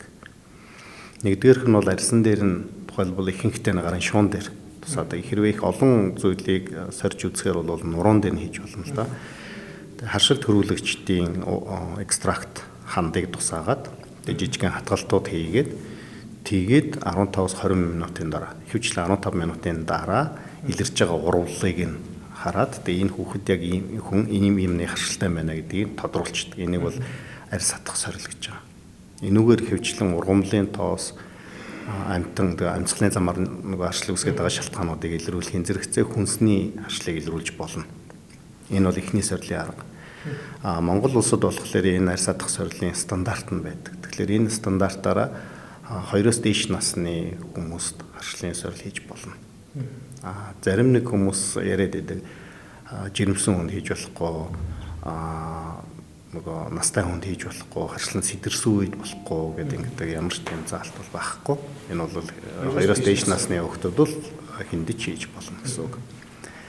Хоёр дахь сорилын арьсны сорил бол арьсан дотор тарих сорил байдаг. Тэгэхээр энэ бол яг арьс бол маш нэмгхэн шүү дээ. Тэгэхээр тэр арьсны нэмгхэн тэр давхар арьсан доор биш, арьсан дотор нь тарж хийдэг сорил. Тэгээ энэ сорилыг ихэвчлэн нөгөө эмийн харшлын онцлогоонд хэрэглэдэг. янз бүрийн имэнд харшилтай хүмүүс бол голдоо арьсан дотор. За заримдаа бол эмнэлгүүд дээр шинжилгээнд ороход тооцогч байцууд байдаг те. Тэр тооцогч тэгэхээр тэр тооцогч байцын харшлыг явахдаа арьсан дотор тарих тэр шинжилгээ хийж байгаа. 3 дахь арьсны сорил бол арьсан дээр наадаг сорил байдаг. Тэр нь болохоор одоо төмрийн харшилтай, будагны харшилтай, гоо сайхны бүтээгдэхүүн ахуйн хэрэглээний химийн байцын харшилтай хүмүүс гэдэг те. Тэгээ энэ хүмүүсийн онцлохын тулд тухайн харшил үүсгдэг зүйлүүдийг нь бэлтгэсэн тийм урвалжийг ашиглаад нуруунд дээр нь ингээд хэсэг хэсгээр ингээд наадаг. Манай орны хувьд бол одоо олон улсын стандарт багц буюу 30 төрлийн зүйлийн харшлыг илрүүлж байна л да. Тэгээ нуруунд дээр наагаад тэгээд 48 цагийн дараа тэрийг ярьж хуулж ахуулаад яг аль хэсгүүд дээр ямар урвал илэрсэн байна гэдгийг нь оншилдог. Дээр нь дахиад 48 цагийн дараа ирж эцсийн хариу гардаг. Тэгэхээр энэ бол хугацаа ордог. Тэгээ энэ бол нөгөө яг цэвэр арьсны харшлыг, арьсанд хүрэлцснээс үүсдэг харшлыг оншилдог одоо алтан стандарт арга. Тэгээ энэс өөр тэр арьсны яг арьсанд хүрэлцэж харшил үүсгэж байгаа оншилдог өөр онцлогын арга байхгүй юм байна. Тэгээ энэ бол арьсны 3 сорилын арга нь. Дараагийнх нь болохоор цусны шинжилгээ байна. Тэгээ цусны шинжилгээний дотроо 2 янз юм байна. Нэг нь болохоор ерөнхийдөө энэ хүүхдийн харшлын суур байна уу? Яг харшил мөн үү биш үү гэдгийг илрүүлдэг шинжилгээ. Тэр нь болохоор хүний цуснд байгаа нийт иммун глобулин E-ийн хэмжээг тодорхойлдог. Хэвийн хэмжээний байх ёстой. Тэгвэл энээсээ ихсэж үү багасч үү гэдгийг нь тодорхойлно. Харшилтай хүмүүстэр бол голдуу ихссэн байна те. Үүний хажуугаар цусны ерөнхий шинжилгээнд дээр эзонофил гэж хэлсэн байдаг. Цагаан эсийн нэг төрөл энэ эсийн тоолширсан байдаг. Тэгээ энэ хоёр бол үндсэндээ харшлын энэ хүүд бол харшил байж болно. Энэ бол харшлын суурьтай байна гэдэг мэдээллийг авна. Ягаад тэгэхээр энэ хоёр шинжилгээний өрмөц чанар нь сул. Өөрөлдөх юм бол шимэгч хорхон халдварын үед бас яг ийм үзэгдэл гарч ирдэг. Тэгэхээр энэ хоёр шинжилгээний үзүүлэлт нэмэгдснээр энэ хүн харшилтай юу, шимэгч хорхон халдвартай юу гэдгийг ялгаж чадахгүй гэсэн үг байна шүү дээ. Нэгэнтээ энэ IgE өндөр ийм байх юм бол дараагийнх нь болохоор цусндаа яг юунаас харшилтай байна гэдгийг нарийн тогтоох шинжилгээ гэдэг. Тэр нь болохоор тухайн иммун глобулин E гэдэг эсрэг нь яг ямар харшил төрүүлэгчийн эсрэг түүнтэй холбогдох чадвартай ийм өрмөц IgE байна гэдгийг нь тогтоодог. Тэгэхээр энийг бол Монгол улсад эмнэлгүүд дээр дээдл нь одоо 120 төрөл хийж байна. За бидний хувьд бол эффект эмнэлэг дээр бол 80 төрлөөр нь хийдэг. Тэгээ энэ бол харьцангуй өндөр өртөгтэй шинжилгээ.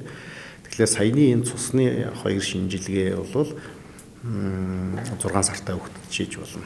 Тэгээ бага насны хүүхдүүдэд хийгээд тэгээд яг юуны харшилтай юм бэ гэдгийг тодорхойлох боломжтой тийм шинжилгээ байдаг. Тэ. Туршлагын холбогдол бол нэлээд цар хүрээ маш сайн байгаа хийгдэж байгаа юм. Тий. Бас нэг онцлогооны арга байгаад тэ. Тэр нь болохоор цусан дах иммун глобулин G эсрэг биеийг тодорхойлох шинжилгээ байдаг. Тэгэхээр иммун глобулин E бол яг тэр бол нөгөө сонгодог харшлаа онцлог гэсэн үг тийм. Зарим нэг хүмүүс болохоор иммун глобулин G ялангуяа G чинь 1 2 3 4 4 хэдийд шинж байгаа шүү дээ. Хэв шинж байгаа. Тэгээ тэрний иммун глобулин G4 нь одоо глютений эсрэг ч юм уу. Тэ одоо өндөгний цагааны эсрэг, өндөгний шарын эсрэг ч юм уу. Тийм байдалтай ингээд ихссэн байж болдог л доо. Тэгэхээр тэрийг тодорхойлцоход хүнсний үл твчил байна гэдэг ийм ойлголт үүсээд ингээд хориглох гээд байдаг. Энэ бол үнэхээр яг өрмөц G4-ийн хэмжээ их байгаа бол энэ хүүхэд, энэ хүн тухайн харшил төрүүлэгчид аль хэзээний твчил үүссэн байна гэдгийг харуулж байгаа. Тэгэхээр тэрийг хориглох шаардлагагүй гэсэн. Зүгээр яг ямар нэгэн хүнсний эсрэг иммун глобулин GB эсрэг бий тэ G4 биш G1 2 ч юм уу 3 үүссэн. Ийм тохиолдолд бол яг үйл твчил байна гэж үзээ хориглох боломжтой. Тэгэхээр энэний илэрх шинж тэмдэг нь болохоор нэг харшлихаас өөр. Жишээлх юм бол нөгөө гидсний нөгөө шархлаад өрөвсөл үүсгдэг. Шархлаад өрөвсөлтэй хүмүүс. Эсвэл нөгөө баян өтгөн натдаг хүмүүс. Эсвэл дандаа гүйлгдэг хүмүүс те суулгаад идэх хүмүүс. Эсвэл нэг гидсний цочрлын хам шинж гэж байдаг. Ийм хоол боловсруулах эргэтэн тогтолцооны архаг ужиг ийм өрөвсөлтэй хүмүүс голтуу цуснд ямар нэгэн төрлийн харшил төрүүлэгчийн эсрэг IgG эсрэг бие нэгссэн байгаа хүмүүс гэсэн үг. Тэр бол эмчилгээ нь бол ерөөсөө өөр байдаг. Тэ. Шинж тэмдэг нь ч өөр байдаг. Тэгэхээр Монголд бол яг хийгдэж байгаа ер нь хашлын эмнэлгүүд ч бас их болцсон байна. Ер нь онцлогооны ачаалбагдал ч гэсэн өөрөө маш өндөр цар хүрээнд ер нь дэлхийн одоо онцлогооны тэр зүйлүүд Монголд бас адилхан өндөр түвшинд хийгдэж байгаа юм байна гэж харж байна. Би яг эффект эмнэлэг дээр очиод бас яг арьсан дээр нэг шууны арьсан дээр хийгдэх сорилог ус хийлгэжсэн бас нэлээд олон зүйл дээр ажилтаа гарч ирсэн байгаа. Тэгэхээр одоо амтнд хижээдэг хүмүүсийн талаар бас асуух гэдэг юм л та. Амтнд хайртай хэрнээ, амтнд хижээх гээд байгаа хэрнээ. Нэг одоо хашилтай эсгээ өгөхт мэдхгүйгээр амтаа авчдаг тий. Хүүхэд нь амтнд хайртай учраас аваад өгчдөг. Тэгэхээр тэр амтны ялангуяа тэр муурны одоо тэр үс за муурнаас ялгарч байгаа тэр одоо арьснаас нь илүү гуйж байгаа тэр зүйлүүдээс ч юм уу хүүхэд арчлаад тэр астм болж хүндэрдэг гэдэг түрүүн бас та хэлж ийсэн. Тэгэхээр амтнд хайртай хүмүүс хэрвээ амтаа аваад ижиж яагаад гинт харшилтаа гэдгийг мэдсэн тохиолдолд энэ амтныг одоо шууд одоо хүнд өгөх юм уу зарах гаргаа хичдэг ч юм уу энэ зүйлүүд бих ажиглагдаад байгаа. Энэ тохиолдолд юу яах ёстой юм бэ? Тэгэхээр хүүхдийг төрснийхэн дараа бага насндаа хэрвээ өөрөөр хэлбэл хүүхэд төрснөөс хойш 2 нас хүртлээр дархлаа тогтолцооны эд нөгөө хөгжлийн үе явагддаг байхгүй. Тэгээ энэ хугацаанд хэрвээ амьтантай хамт байсан ч юм уу те ийм байх юм бол тухайн амьтандаа харшилт төрүүлэхгүй болоод ингээд аль хэзээний дархлаа төвчл үүссэн юм байж байдаг. Гэтэл нөгөө дархлаа тогтолцоон зүгшрээд хөгжөөд тодорхой түвшинд хүрсний дараа одоо туулаад ижээвэл сайн гинлээ те астамтай хүмүүс туулаад ижээдэг ч гэшээ шал буруу юм явдаг. Тэгээ муурнахад хижих ч юм уу. Тэгэх юм бол тэрнээс хашлах боломжтой. Тэгэхээр муурны хувьд бол яг муурнаас ялгарч байгаа тэр биологийн шүүрлүүдээс нь нийтдээ 8 төрлийн харшил төрүүлэгчийг тогтоосон байдаг байхгүй юу? Эдгээрээс хамгийн хүчтэй харшил төрүүлэгч нь шүлсэнд байдаг секретоглобулин гэж уурга байдаг. Энэ уурга хамгийн хүчтэй харшил төрүүлэгч. Өөрөөр хэлбэл муурны харшилтай 100 хүүхдэд 80-аас 100% нь зөвхөн энэ уурга нь харшил төрүүлж байдаг. Шүлснийх нь. Бусд нь болохоор тэр арьснаас шүүрэл ялгарч байгаа зүйлүүд цусны зарим нөгөө уурга те бусад зүйлүүд нь дөрөв хүчтэй харшил төрүүлнэ л дээ. Гэхдээ онцгой зүйл нь тэр. Тэгэхээр муурч нэг үсээд олоогоол бие дандаа цэвэрлдэг те. Тэгээд тэр шүлсэнд байгаа уурга нь рус ностой хамт гэрээр нь тараал тэр чинь өдөнд үзэгдэхгүй өчүүх юмнууд шүү дээ. Тэгээд харшил үүсгээд ингээд байдаг. Тэ. Тэгэхээр нэгэнтээ муурны харшилтай болцсон бол эмчилгээ хийн. Хэрвээ муур нохоо авч тижих гэж байгаа бол урдчлаа шинжилгээ өгөөд тэр хүүхэд тухайн муур нохоонд мэдэршил үүсчих юу гэдгээ мэдчихнэ гэсэн. Хэрвээ мэдэршил үүссэн байвал тэр хүүхэд муур нохоо тижих хэрэггүй. Мэдэршил үүсээгүй тохиолдолд яг хөө мэдээж муур нохоо тижих бол хүүхний өөрийн хүсэл сонирхол шүү дээ. Тийм байна. Сүүлийн үед болохоор муур нохооны харшилтай нохоо бол харьцангуй гайгүй муурны илүү харшил өгöd гэдэг. Тэгээ ийм тохиолдолд яг эми эмчилгээ хийн. Дээр нь нөгөө амтан арчилгаагаа зөв болгоно. Яг нөгөө зориултынх нь бие угаадаг шампуны хэрэглэн нөгөө хэвтрийг нь тогтмол цэвэрлэн унтлагын өрөөндөө оруулж хамт унтахгүй байх хэрэгтэй гэх мэтчлэнтэй тэр чинь муурч нас дулаан зөөлөн газар их дуртай ямтай юм тийм шүү дээ. Тэгээ тэрнээс нь болгоомжлоод ингээ бүх зүйлүүдээ ингээ арчилгаагаа сайжруулах юм бол мэдээ шинж тэмдэг бага байна л та. Орчин үед болохоор яг тэр нөгөө муурны шүлс, арьс, үс бусад зүйлүүдээс нь гараад байгаа тэр хашил төрүүлэгчийг ялгаж аваад тэрнээс нь дархлаа эмчилгээний бэлтгэл хийгээд тэр эмчилгээг дор хаяж 3 жил үргэлжлүүлээд эмчилгээ хийгээд ингэх юм бол тэр хүүхэд нөгөө тухайн амьтанд төвчл үүсээд харшил төрүүлэхэ болчдөг. Насан туршдаа юу эсвэл насан туршдаа. Ихэнхдээ бол яг эмчилгээний үр дүн бол 15 жил гэж байгаа боловч ер нь бол тэгээд тэрэндээ төвчл үүсчихээрээ тэгээд харшил төрүүлэх болчдөг. Тэгэхээр тийм эмчилгээ бол зайлшгүй хэрэгтэй.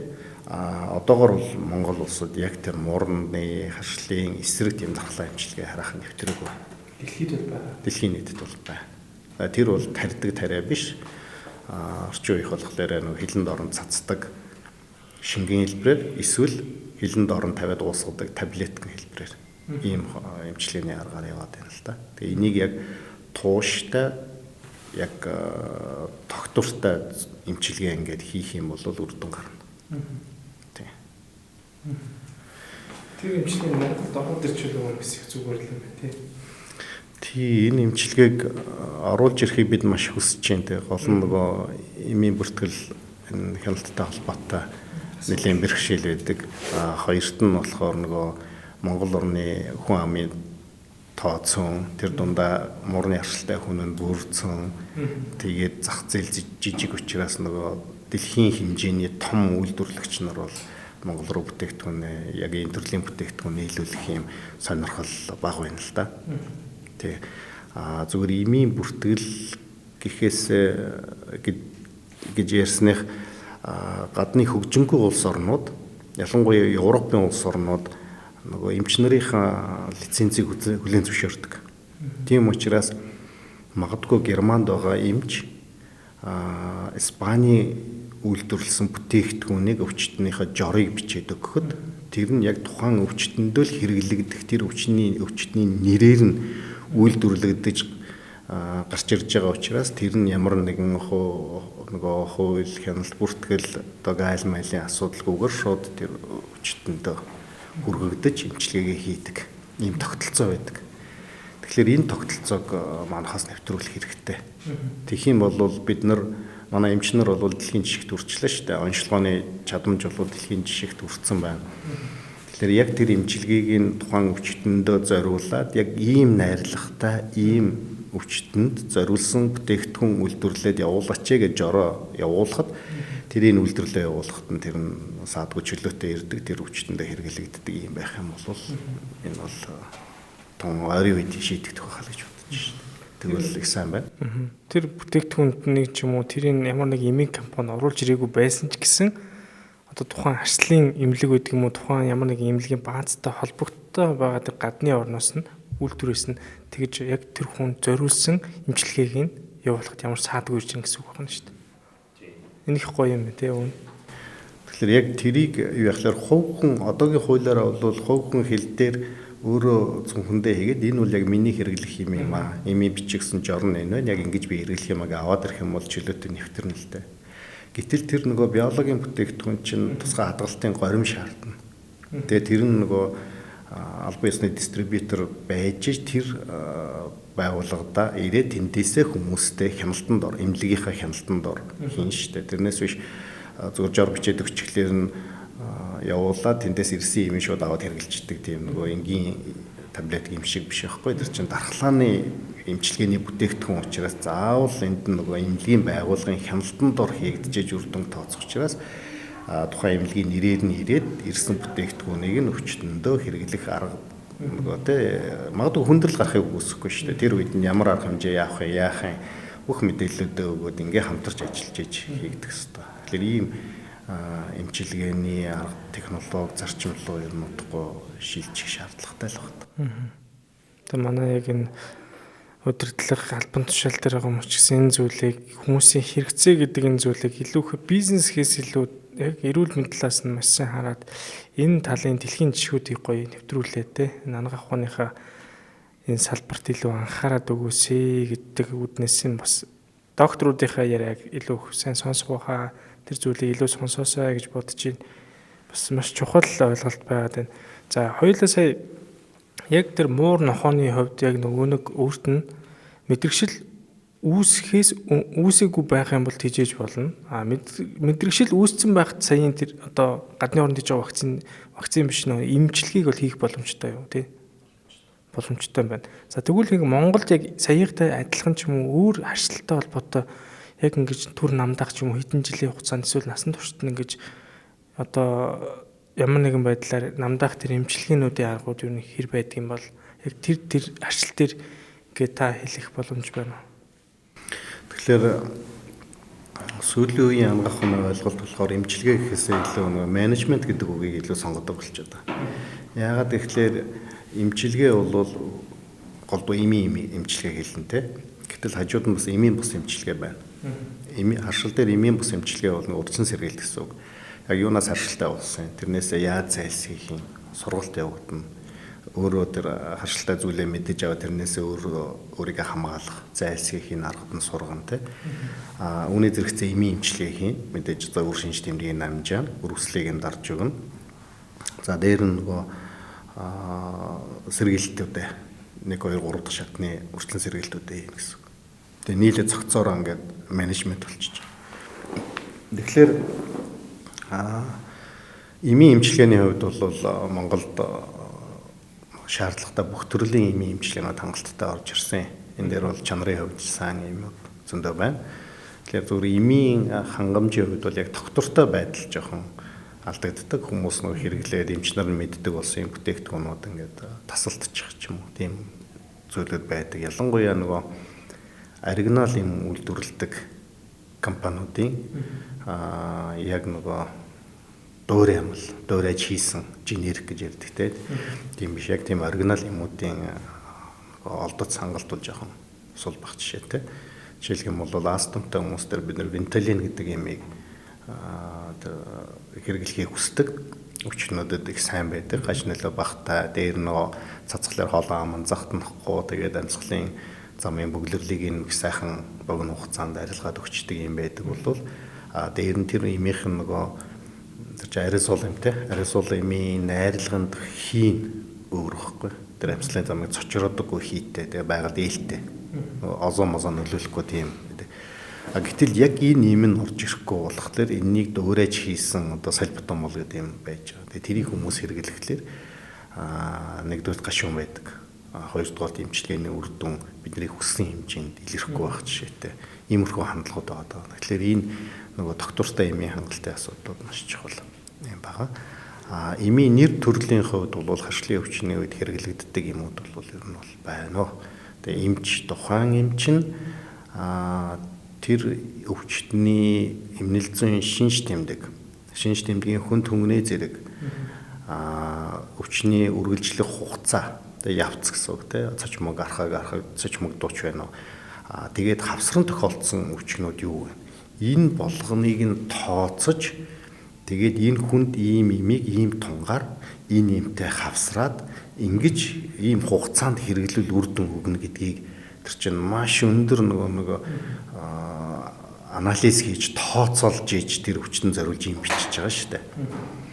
Тэгээд эмчилгээний үр дүнгээ тодорхой хугацааны дараа хэмж байгаа. Гэтэл хүмүүс болохоор зүгээр нэг санаанд орсон юмнууд ингээ бичээд өчтдөг юм шиг ойлгоод буруу ташаа ойлголт аваа. Тэгээд тэрнээсээ өгөөдөд нэг тийм л юм хэрэгэлдэг ингээ сошиалаар бие биенээсээ мэдээлэл аваад тэг баахан буруу зураг эмчилгээ хийж аргаа ороод болохоо дарагдхаа болохоор эмнэлэг дээр ирдэг. Тэгэхээр тэр эмч дээр ирээд эмнэлэг дээр ирээд үзүүлэх үед аль эзэний нөгөө эмнэлзэн явцсан хүндэрчихсэн тэг эмчилгээ хяналтаа ихэд төвөгтэй болчихсон ийм үедээ эмнэлэгт хандаад байгаа. Тэгэхээр харшил гэдэг бол тоглоом биш.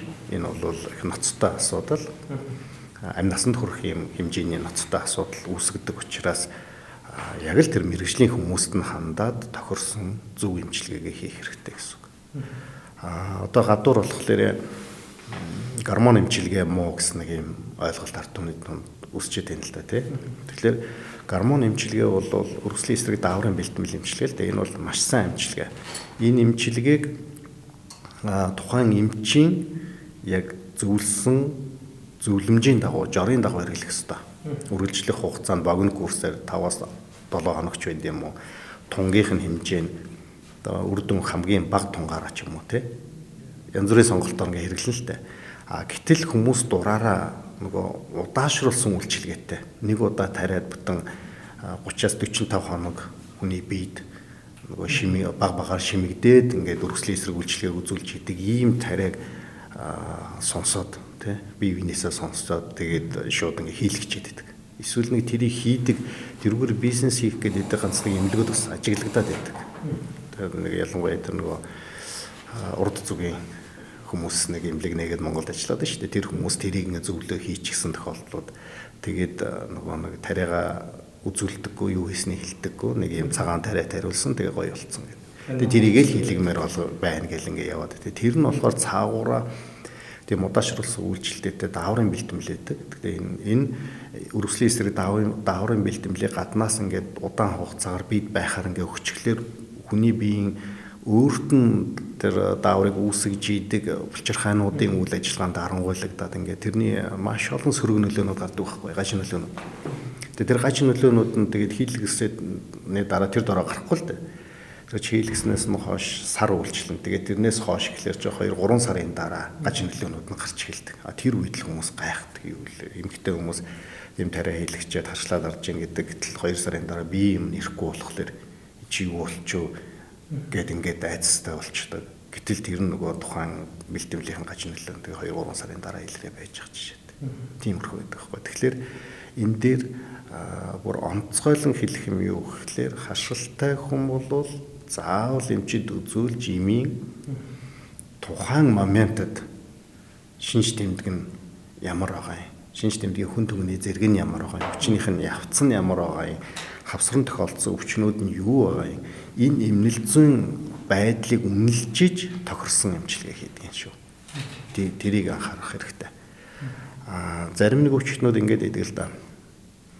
Өмнө жил нэг ийм угаал зүгээр болчдөг байсан. Энэ имэйл бичээд өгч. Үзлэг хэлэхгүй ч гэдэг. Гэтэл эсвэл өөр орон нутагт байж байгаа те гадаад байж байгаа өөр хүүхдээ ч юм уу эсвэл найз нөхөд нь хөдөө орон нутагт байж ивэл тэрний өмнөөс ирээд имийг бичээд өгч гэдэг. Энэ хязгаарч боломжгүй.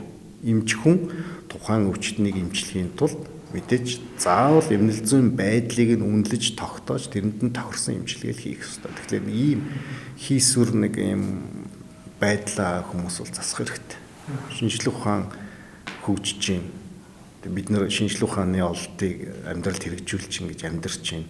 Тэгээ ийм цаг үед нэг тийм нэг одоо юу гэдэг 20-р зууны нэг тийм 20-р зуунд ч тийм байгаагүй дээ. Одоо сүүлийн үед л хүмүүс нэг тийм юм замбраагүй хэрэглээтэй нэг л тийм болчиход байгаа. Тэгээ энийг гарах хэрэгтэй л гэж зөвлөх байна. Харшил өвчин чи өөрөө бас нэг амьдралын чанарыг алдагдуулдаг те. Яг хүн яг л энийг зүгээр дарчгал юм бол одоо юу ч хийсэн хамаалгаал гэсэн явж яадаг байхгүй. Тэгэхээр харшил өвчин өөрөө тэгвэл бүрэн идэгдэг өвчин юм уу? Энэ бол тодорхой хэмжээний эсвэл маш өндөр дэглэмтэй насан туршдаа анхаарал явах хэрэгтэй өвчин юм уу? Энэ тал дээр та бас хэлж өгөөч. Харшил өвчин бол архаг өвчин. Энэ бол цочмог биш. Тэгэхээр архаг өвчин гэдэг нь юу хэлээд байгаа юм гэхээр сидэрдэг шалтгаан байхлаар сидэрдэг, нөхцөл нь бүрдгэлээр сидэрдэг. Эмчилгээ зүудгөө өгөөд ингээд явах юм бол намжилтанд ордог. Тэгээ буцаад нөхцөл нь бүрдгээр сидэрдэг. Ийм намжилт сэдэрлэр явдаг ийм өвчин байхгүй. Тийм учраас гол юм юу гэхээр шинж тэмдэг илэрх үед нь шинж тэмдгийг намжаана. Өргөслийн дарж өгнө. За үүргөө болгоно, амьдралын чанарыг сайжруулна. Энийг удаан хадгалах хамгийн чухал. Тэрнээс тэр нөгөө дархлааны уруулаар тэр иммуноглобулины эсрэг биеийг илүүдэл хэмжээгээр нийлэгшүүлээд ялгаруулдаг болчихсон ийм зүйлийг нь одоо цусан шүүгээд тэрийг ялгаад авчна гэж байхгүй. Тэ эсвэл тэр санамжийн одоо яг ийм зүйлийн эсрэг дархлаа уруул өрнүүлэх ёстой юм шүүгээд дархлааны санамжийн эсүүд нь самтсан байгаа тэр санамжийн эсүүдийг ялгаж аваад гаргачих тийм боломж бол байхгүй. Тийм учраас харшлын өвчин бол юм үжиг удаан явд юм байна. Дээр нь түрүүний ярьснаар нөгөө эмнэлзэн шинж тэмдэг нь өөрчлөгдөд хувьсаад ингээд алхам алхмаар өөрчлөгдөд яваад байдаг. Ийм байд юм биш үү. Тийм учраас хамгийн гол юм юу гэхээр шалтгаанаа сайн олох хэрэгтэй. Тэгээ тэрнээсээ зайлсхийх хэрэгтэй. Яг эмчийн заавар зөвлөгөөний дагуу эмчилгээгээ хийгээд намжилтанд оруулаад тэгээд чанартай амьдрах боломжтой. Өөрөөр хэлбэл харшил бол урьдчилан сэргийлэх боломжтой өвчин байна. Хүмүүсийг бүрэн 100% идэх боломжгүй. Тийм одоо 100% энэ хүн харшилгүй болгоно гэж хэлж чадахгүй. Шалтгаан тодорхойлно гэдэг чинь гол утга нь тэр биш те. Яг шарилжны харшил дангаараа тэр хүн байдаг бол яг тэр шарилжных нь эсрэг дархлаа эмчилгээг нь хийгээд тэр харшил төрүүлэгчд нь тэсвэргүй төвчлөлтэй болгоод дархлааг нь те ингээд залчих юм бол тэр хүн бол 15-20 жил шинж тэмдэг хөдлөхгүй байж боломжтой. Тэгэхээр жишээлбэл одоо яг та шарилжин дээр ирж та тэгэхээр амьсгалын ургамлын тоосны арчлалын шарилжны арчлалтай хүн байгаад 10-аас 15 жилийн хугацаанд яг тэр шинж тэмдэг өгөхгүйгээр байх боломжтой тэр эмчилгээг бол одоо хоёулаа жишээлбэл эффект эмнэлэг дээр бол энэ эмчилгээг хийж байгаа юу? Бид нар энийг хийж чадахгүй байгаа. Тий. Энийг хийхэд бол нөгөө дэлхийн түвшингийн стандарт хангасан тийм өндөр технологийн бүтээгдэхүүнүүд шаардлагатай. Тэр нь одоогоор яг шарилжны эсрэг нь бол манад бүртгүүлдэж орж ирэх байгаа учраас хийх боломжгүй байна. Дэлхийд бол хийгдэж байгаа. Дэлхийд дахин бол хийгдэж байгаа. Гэтэ одоо ургамлын тоосны арчлал өөр ямар арчлалтай юм байдгийг одоо эмнэлэг дээр арчлалын эмнэлэг дээр очиод үзүүлэхэд бол дур мэдэж эмчилгээ хийх биш наана нь тодорхой хэмжээний арга хэмжээг нь авах нэг хэсэг одоо тухайн үед нь намжаах тэр зүйлүүдийг бол мэдээж бас хийж байгаа бах тий. Тэгэл яг эмийн эмчилгээний олон арга хэлбэрүүд байна шүү дээ. Тэгээ тэр эмчилгээнүүдийг тухайн хүний эмнэлэг зүйн онцлогтод тохируулаад тэгээд эмчилгээ хийгээд ямар ч байсан зундаа зөвөргүй явуулчих тийм боломжууд бол байгаа шүү дээ. Ургамлын тоосны арчлалтай хүмүүс бол одоо наадмын дараа голдуу эхэлдэг шүү дээ. Шарилжны арчлалтай хүмүүс бол гэтэл 7-оос 10 хоногийн өмнөөс эхлээд хамартаа хэрэглээ цацаа явдаг тусгай тийм хоёр давхар найрлагатай тэр нь болохоор хашлын эмтэй нэг нь үргэлжлэлийн эсрэг эмтэй ийм бүтээгдэхүүнийг санал болгох жишээтэй. Зарим тохиолдолд болохоор эмч хавар өвчтнийг үзээд тэгээд яг ийм юмуудыг 7-оос 10 хоногийн хугацаанд хэрэглээрэй гэд ингээд бичээд эмчилгээ хийгээд өглөөр тухайн эмийг хэрэглээд үр шинж тэмдэг нь намчингуутал нь эргээс идэрх болгонд нь хэрэглэсээр байгаад намар эрэхтэй бүтэн зуны турш нөгөө эмчилгээгээ хэрэглээд тэгээд аль хэзээний нөгөө эмийн гажнолтой гараад эвгүй хэцүү хүндэрсэн үедээ хурж ирээд тэгээд тусламж хүсдэг. Тэгэхээр энэ бол нөгөө эм гэдэг бол юу шүү хор тий зөв хэрэглүүл юм шүү дээ. Тэгэхгүй тэрийг тооцохгүйгээр ингээд хамаагүй замбраагүй хэрэглэж болохгүй. Тэр хүн хэрвээ 7-оос 10 хоног хэрэглээрэй л гэсэн бол хэрэглчээд дараа нь одоо хашил өвчин ямар нэгэн байдлаар сэтэрхэд дахиад эмчтэр ирлээ ирэх хэрэгтэй байсан ба шүү дээ. Тэгэхээр нэг эмчилгээ бичиж өгөөд эсвэл нэг юм мэдэж аваад тэрийгээ за энэ л ер нь миний энийг намдаадаг юм байна гэж бодоод дур мэдэж ер нь хэрэгэлдэг хүмүүс яг өнөөдрийн подкастыг сонсч байгаа хүмүүс дотор чинь зөндөл байгаа байх. Миний мэддэг хүмүүс дотор ч гэсэн тийм хүмүүс зөндөө байгаа. Тэгэхээр тэдгэр хүмүүс бол заавал нарийн мэржлийн эмчтэр очиод дахиж үзүүлээрэ тэгэх юм бол зөв арга хэмжээг аваа явахгүй л чин сүултээ бүр яг амь насанд хүрэх хэмжээний хүртэл аюул авчирдаг гэдгийг бол хэлээд байгаа тийм ээ. За тэгэхээр Улаанбаатар хотод одоо энэ Улэс гэдэг мод таригдсан байдаг. Энэ хөдөөр нутагт харьцангуй гайгүй байдаг юм шиг байна. Би зөв араа төгссөн. Тэгэхэд зөв хараад бол яг ингэж хийсч байгаа байдлыг одоо бодоод хотын шиг ингэж амар хийстгүү санагдаад идэгин.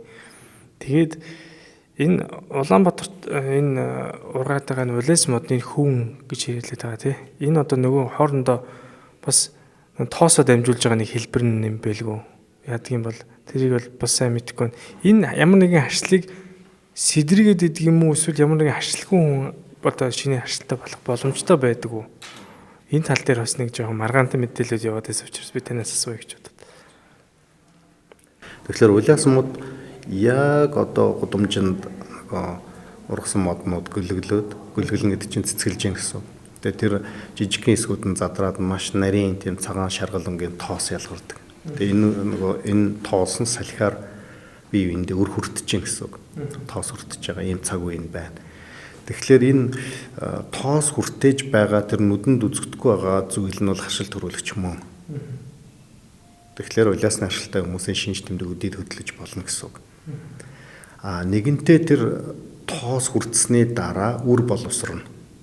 Үр боловсрохлоор нэг навчин дарны юм жижигхэн бондгор ногоо юм олон юу өсдөг шүү дээ. Тэр бол үрнэ. Тэгээд үрээ нөгөө унгаж тэр мод чинь үржих ёстой шүү дээ. Тэхийн тулд тэр үрн болохоор тэр цагаан хөвөнд наалтаж гарч ирдэг. Тэгээд тэр цагаан хөвөнгийнхэн голд нь жижигхэн хар үрнүүд нь байдаг. Тэгээ энэ нь тодорхой энэ тэнд очиж нөгөө хөрсөн дээр унаа тэндээ шигдээ тэгээд шинээр тэнд ургаж идэг. Тэгэхээр тэр үр хүрт үрээ тээвэрлэж яваа тэр цагаан хөвн нь бол харшил төрүүлэгч биш. Тэр хөвн маш нарийнхан нөгөө утаслагуудтай.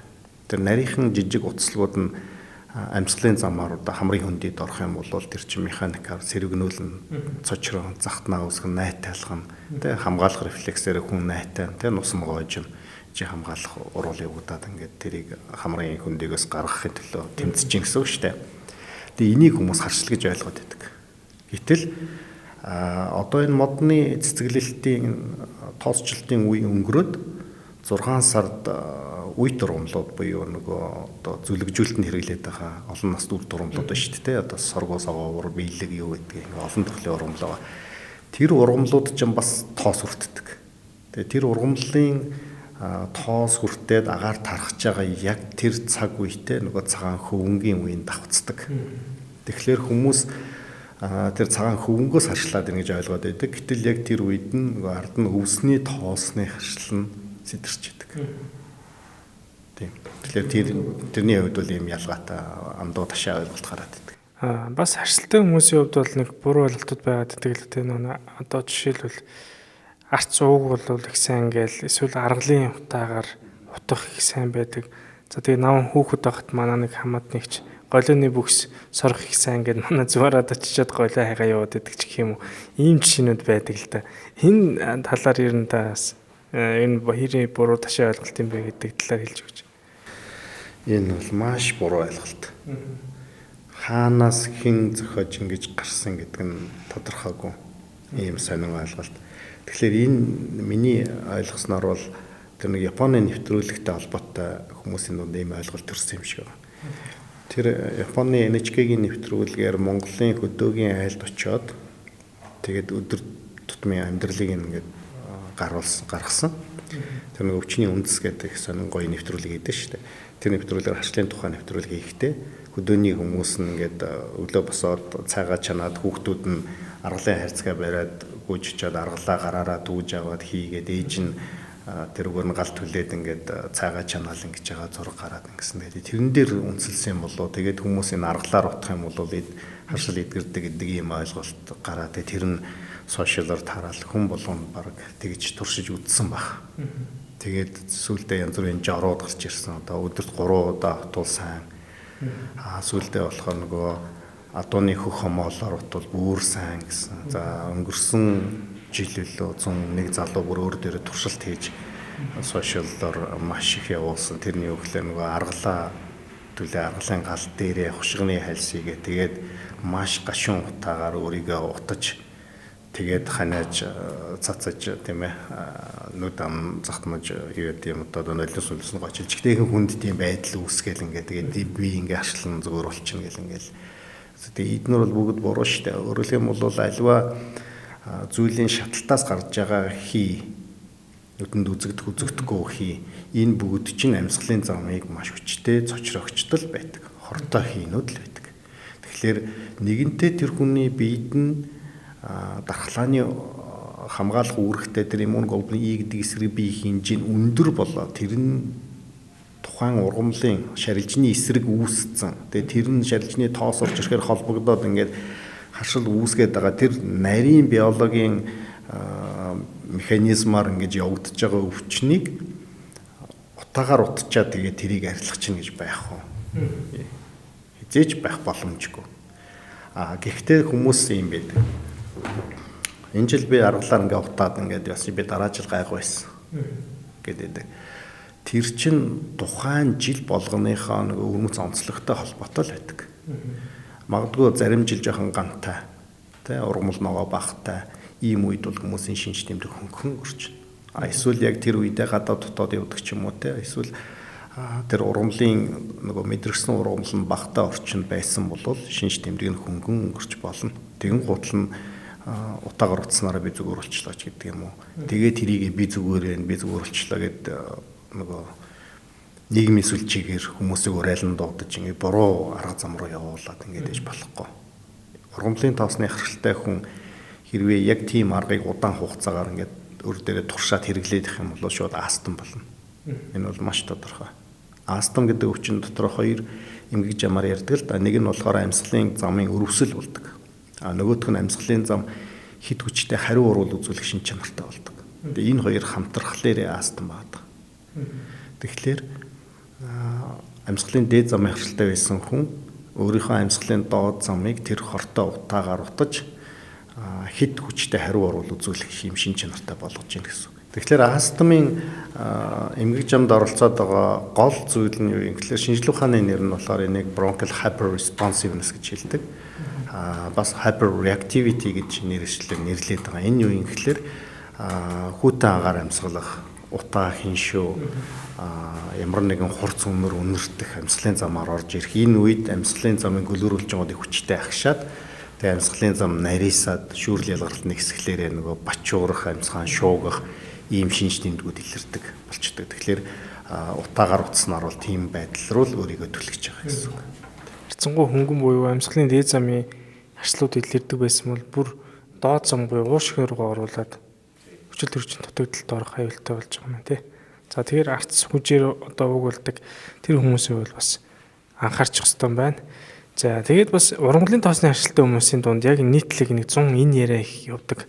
Айрыг их уухаар харшил их хөдөлдөг. За тарус идэхээр харшил хөдөлдөг. Энэ юу н хэр үндэслэлтэй юм бол? Энэ үндэслэлтэй. Өөрөөр хэлэх юм бол шарилжны тоосны харшилтай хүмүүс айрыг уухлаар сэтэрдэг. Тийм учраас бид нэр айрыг битээ уугаараа гэж зөвлөдөг.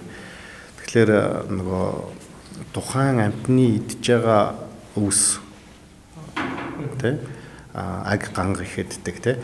Тэгээ энэтэй холбоотой сүүгээр нь бас тухайн ургамлын уургууд ялгардаг. Тэгээд тэрийг нисгээд хэрглэж байгаа. Тэгэхээр энэ бүтээгдэхүүн нь дархлааны ургуулаар харшлыг сэтрэж болдог. Тарус мөн ялгаагүй тийм байдаг. Тэгэхээр энийг шинжлэх ухаан ангааханд юу гэж тайлбарлаж байна гэхээр дархлааны солилцох урвал гэж нэрлэж байгаа. Тэр нь юу гэсэн үг гэхээр ямар нэгэн харшил төрүүлэгчийн эсрэг яг зөвхөн түүнтэй холбогддог тийм өвөрмөцөөр үүсчихсэн иммун глобулины эсрэг бие нь зарим тохиолдолд бүтцийн хувьд маш ойролцоо бүтцтэй тийм харшил төрүүлэгчийг давхар хам холбож болдог. Ингэж холбосон тохиолдолд эмнэлзэн шинж тэмдэг илэрдэг.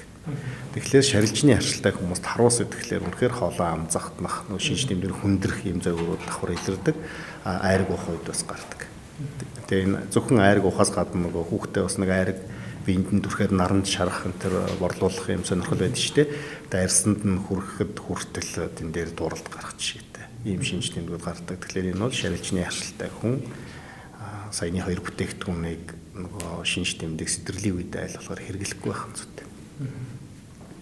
За тэгэхээр энэ бол үндэслэлтэй юм байна. Зарим хүмүүс бол энийг үнэн худлаа гэж бас энэ зүрээр яриад байдаг. Монгол хүн аригаа уухгүй яадаг ингээл хүмүүс бичээд байдаг байхгүй. Тэгэхээр энэ бол ялч үндэслэлтэй юм байна. За тэгэхээр нөө харьцлын хөдөлгчлөө гэд хүмүүсийн одоо халаасанд дийлэнхтэй л одоо холропинамын ризинг гэдэг юмуд бол халаасанд нь эсвэл машинд нь энэ тэнд бол заавал л явж идэг. Тэгэхээр энэ юмуудыг одоо ингээд айгүй урт удаа хугацаанд өөрөө нь харьцлан сэдрэх үедээ ингээд хэрэглээд керманд халаасанд нь яваад байгаа л та. Тэгэхээр энийг өөрөө ингээд дур мэдээд ерөнхийдөө ингээд утуудаан хугацаанд хэрэглээд байвал ер нь ямар одоо сөрөг нөлөөлөлүүд байдаг вэ? Яг харшлын эсрэг одоо харшлын урвалыг үүсгээд тэр шинж тэмдгийг гаргаад байгаа гол бодис нь гистамин гэж бодис хүний бид үүсдэг. Эсүүдээс нь ялгардаг. Яг тэр гистамин гэдэг бодисыг хүлээж авдаг рецепторуудыг нь хориглодог юм л дээ. Тэгэхээр тэр хориглодог имийг удаан хугацаанд хэрэглэхэд бол нэг сөрөг нөлөө бол харьцангуй гайгүй. Гэхдээ нэг имийг удаан хэрэглэсэн тохиолдолд мэдээж үйлчлэлийн хүч нь бол сулрах ийм үзэгдлүүд байж болно. Тэгэхээр гол зөвлөгөө юу вэ гэхээр тэр хүнд илэрч байгаа шинж тэмдгүүдийн хэдэн ямар шинж тэмдгүүд байгаа, хүн түмний зэрэг нь ямар байгаа, ямар өвчнөд хавсарч байгаа энэ бүх зүйлүүдийг эмнэлзэн үнэлгээ хийж зөв имэйл авах хэрэгтэй. Тэрнээс энэ имэйл тохирдог энийг хэрэглэнэ гээд 10 жил 20 жил ууж болохгүй л дээ. Тэрнээс гадна одоо нөгөө эмийн технологи үйлдвэрлэлийн процесс бол жил болгон ингээ сайжирч хөгжиж штэ. Тийм учраас илүү их нөгөө үйлчлэх бодис нь сайн цэвэршүүлэгдсэн, сайн нөгөө үндсэн бодисоор хийгдсэн чанартай тим юмнуудыг хэрэгжилж яхах нь зүйтэй. Тэр юмнуудыг бол нөгөө мэргэжлийн эмч нар л яг энэ юм нь бол энд хүнд илүү тохирох юм байна гэдгийг сонголт хийж эмчилгээ зөвлөж байгаа шүү дээ. Тэгээд тэрийг ярилна. Мэдээж тэр эмч зарим тохиолдолд энэ хүнд илүү сайн тохирох байх гэж сонгож хэрэгжилж байгаа юм тэр хүндээ үйлчлэн сул байхыг үгүйсэхгүй шүү дээ. Тэр хүний хувийн онцлог тэр биед явагдаж байгаа биологийн процесс тэр бүхнийг тэр эмч бүгдийг тааж мэдэхгүй тийм учраас хэрвээ эмчилгээний үр дүн сул байх юм бол дахиж үзүүлээд өөр эмийн сонголтуудыг хийх боломжтой. Тэгэхээр Монгол улсын эмийн зах зээл дээр бол харшлын эмийн сонголт бол маш их байна. Тэгэхээр яг ямар эмээ хэрэглэх вэ гэдгээ зөв эмээ заалгаж аваад тэрийг нөгөө жорынхаа дагуу зөв хэрэглэх хэрэгтэй. Шаардлагагүй үед бас хэрэглэх шаардлагагүй шүү дээ тийм үү. Тэгээд за яхаа ингэх гээд ах шиг байна. Нэг учдаг ч юм билүү гэдэг биш тий. Үнэхээр шаардлагатай үедээ л хэрэглэх хэрэгтэй гэсэн. Нэг зүйл бас байгаа л да. Яг харшилн нэг хүнд цочмог илэрдэг ийм хүмүүс ялангуяа хөдөө орон нутагт явахдаа өөрийнхөө тохирдог имийг цүнхэндээ халаасандаа машинд авч явж явах нь зөв. Тэр тохиолдолд янз бүрийн нөгөө цочмог харшлын хүчтэй урал илэрх үед бол өөртөө арга хэмжээ авч тэрийг хэрэглэж болно. Жишээлх юм бол зүгийн хорны харшилтай хүмүүс байдаг. Зүгийг хатгуулсан тохиолдолд анафилаксын шок буюу харшлын шокод орох хэмжээний тийм хүндэрдэг хүмүүс байдаг. Тэгэхээр хөдөө орон нутгийн явж явах үедээ хизээ ирээ зүгийг хатгах вэ гэдэг бид мэдэхгүй шүү дээ. Тийм учраас яг тийм тохиолдол гарах юм бол тэр үедээ маш яралтай. Тэр чинь нэг 15-аас 30 минутын дотор амнасанд аюултай байдал үүсэж байгаа учраас боломжтой бол тэр нөгөө тохирдог имээ шууд хэрэглэх хэрэгтэй. Дээр нь тэр шокод орж исэн юм уу эсвэл шокын эрсдэлтэй хүмүүст эмч нар зөвлөдөг. Тэрэн дээр бол маш яралтай арга хэмжээ авч энэ гойны гадна 3-1-д тарьдаг юм тусгай тариа байдаг. Тэр тариаг авч явж явах хэрэгтэй. Тэгээ яг тийм онцгой тохиолдол гарсан үед бол маш яралтай. Тэрийг хийх юм бол шокод орохгүй байх боломжтой. Тийм. Өнгөрсөн 2 жилийн өмнө зүйтэй ярьж ирсэн тэр нөгөө салхинд гараад найзууд ингээд салхинд гараад явсан юм байна л да. Тэгээ очиод идэж угаад ингээд тэгээд байж жагаад ирээд анзааралгүйгээр өөрийнхөө нөгөө цаасан аяганд байсан жимсний шүүсээ авах гээд аваад уусан чинь дотор нөгөө зүгийн орцсон байсныг харалгүй амандаа жүүсээ балгаад тэгээд аман дотор нь зүгийн хатгаа тэгээд харшлын маш хүчтэй урал илэрсэн тийм тохиолдол гарсан байдаг. Тэгээд тэр үедээ яралтай арга хэмжээ авсан тул та амнасандаа аюултай байдалд орчилгүйгээр үлдсэн байх жишээ тийм. Тэгэхээр яг тохирсон сайн амиа бол бэлэн авч явж байхад буруудах юм байхгүй. Яг өөртөө таарсан тэр эмүүдийг гол нь мэдхийн тулд эмчтэр очиж үзүүлэх нь хамгийн чухал байгаад. Тэгээ манайхан гол нь дуран мэдэж ямар нэгэн зүйлийг хэрэглэх биш, өөр дөр ямар нэгэн туршилт хийж хүндрэх биш. Наан нь эмчтэр нарийн мэргэжлийн эмчтэр очиж үзүүлэх, онцлуулах нь өөрөө маш чухал байгаамаа.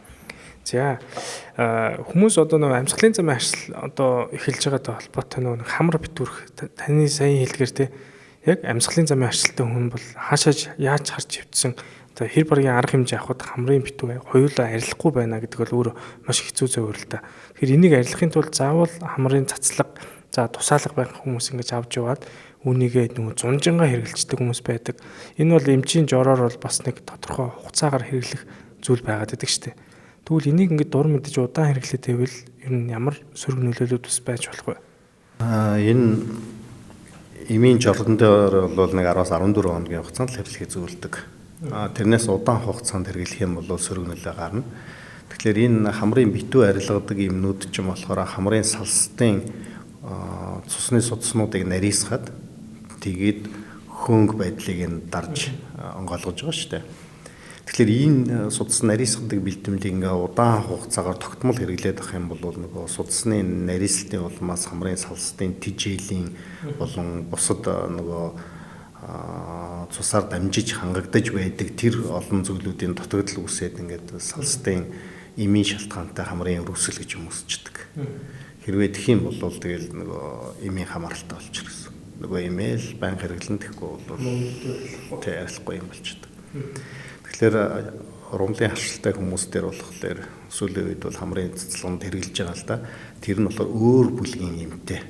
Өөрөөр хэлбэл хамрын үрвслийг намжаах зориулттай үрвслийн эсрэг хаврын бэлтгэмжийн цацлагууд байна. Тэгэхээр маш бага хэмжээгээр хамар цацдаг. Энийгээ тогтмол өдөр болгон хэрэглээ явж байгаа үед бол үрвслэн намжаад зөвөргөө явах боломжтой тийм байдаг. Дээр нь хамрын цацлагыг цацлахад айл болохоор нөгөө хамрын таславч руу чиглүүл цацаж болдоггүй. Ингэх юм бол нэг хамрын таславч ч маш нэмэх мөрөстэй тий. Тэгээд нэмхэн салсттай байдаг. Тэгэхээр тэр нь нөгөө хатангашаа цоорох ийм нөгөө бүтцийн өөрчлөлтөнд орох ийм сөрөг үр дагаврууд гарч ирдэг. Тийм болохоор аль хамрын цацлагыг хэрэглэхдээ хамрын таславч руу чиглүүл цацаж болдоггүй. Тэрийг маш сайн анхаарах хэрэгтэй. Нөгөө ургамлын тоосны ажилттай хүмүүсийн хувьд бол сэргийлэх талаар хоёулаа яриагаа дуусгах гэж бодож байна. Нөгөө ургамлын тоосны хуанлий гэж байгаа тийм яг тэд хэдэн сард тийм одоо ургамлууд байдаг гэдэг. Яг тэр зүйлүүдээ хүн мэдсэн тохиолдолд сэргийлэхийн тулд яг тэр үеэрээ ялангуяа өглөөний цагаар их ургамлын тоос их байдаг гэж ярьсан. Тэр үедээ маск зүүх ч юм уу, нүдний шил зүүх ч юм уу, иймэрхүү арга хэмжээнүүдийг аваад явах нь чухал байдгүй. За бас мөн хамрыг одоо ялангуяа харслын одоо уруул эхлэх гээд байгаа ч юм хамар сэрвнээд байгаа үед хүн мэдээж амьсгалсан байгаа шүү дээ. Одоо ургамлын тоосоор тэр үедээ одоо ямар нэг уус мулаар ч юм уу эсвэл усаар ч юм уу хамраа ингэж одоо хөндийг нь угаах нь ер нь хэр үр дүнтэй байдаг юм бол. Ургамлын харшлын үед авах арга хэмжээнүүд, өрсөлдөн сэргийлэх арга хэмжээнүүд олон бай л дээ. Хувийн хамгаалах хэрэгслүүд бол үр дүнтэй гэвэл үр дүнтэй. Гэхдээ мэдээж 100% шүүж чадахгүй тий. Тэгэхээр ургамлын тоос ихтэй газраар үдээс өмнө өдрийн цагаар явахдаа маск зүүж хагаад буруудах юм байхгүй.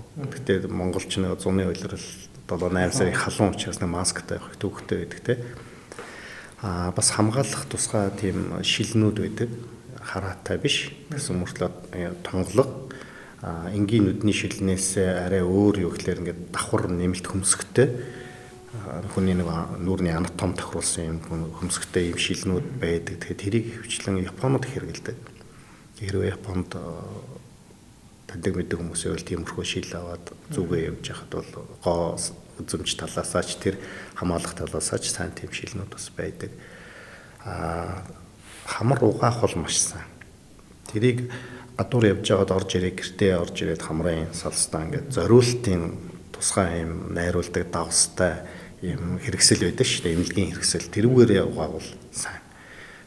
Тэгэж ялангуяа бага насны хүүхдүүд орой унтахын өмнө хамрын сайхан угаагаад цэвэрлээд нөгөө угаасаа харшлын өрөвслийн үед бол маш хэмжээний нөгөө шүүрэл ялгарлтууд ихсэж байгаа шүү дээ. Тэр шүүрэл ялгарлт чинь гадагшаага хамраар гарахлаараа бид нар нусгоочих гэж байгаа. Гэтэл тэр нь заримдаа хамар битүүрсэн үед буцаад хоолоо залгуурлуугаа урсаад залгигдаад байдаг. Тэгэхээр энэ их шүүрлүүдийн илүүдэлийн хийвээ чинь угаа цэвэрлэх нь сайн. Тэгэхээр тэрийг бол оройдоо унтахын өмнө хийвэл зүгээр. Эсвэл гадуур явж байгаад гэртээ орж ирээд бас угаачих нь зөв. Дээр нь хүний үс өөрөө их маш их тослог юм цэнэгждэг учраас ургамлын тоос их наалдаж ирдэг. Гэртээ орж ирээд үсээ угаачих хэрэгтэй. Гадуур хувцас сольж явах хэрэгтэй. Энэ бол маш чухал. Дээр нь тасалгааны салхивчаа бол өглөө нар гарах үеэс хаацсан байх хэрэгтэй.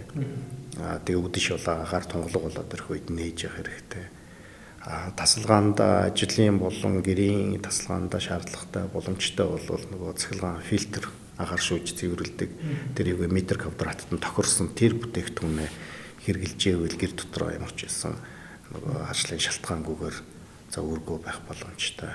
Гэх мэтлэн олон хамгаалах хэрэгсэл өрсөлдөн сэргийлэх аргууд байгаа. Тэр болгоныгоо хэрэгжүүлж ивэл за үр шинж тэмдэг хөнгөн эмийн хэрэглээ багтаа байна л гэсэн үг. Дээр нь амьдралын чанар сайн байна. Дахиад нэг асуух зүйлсээ гинтийг таны яран дээрээс орж ирлээ л дээ. Нөгөө нэг хүмүүс чинь машиндаа суухаар одоо өвөл 100 ч ер нь одоо нэмэх 20-30 хооронд маш халуун болж байгаа тийм.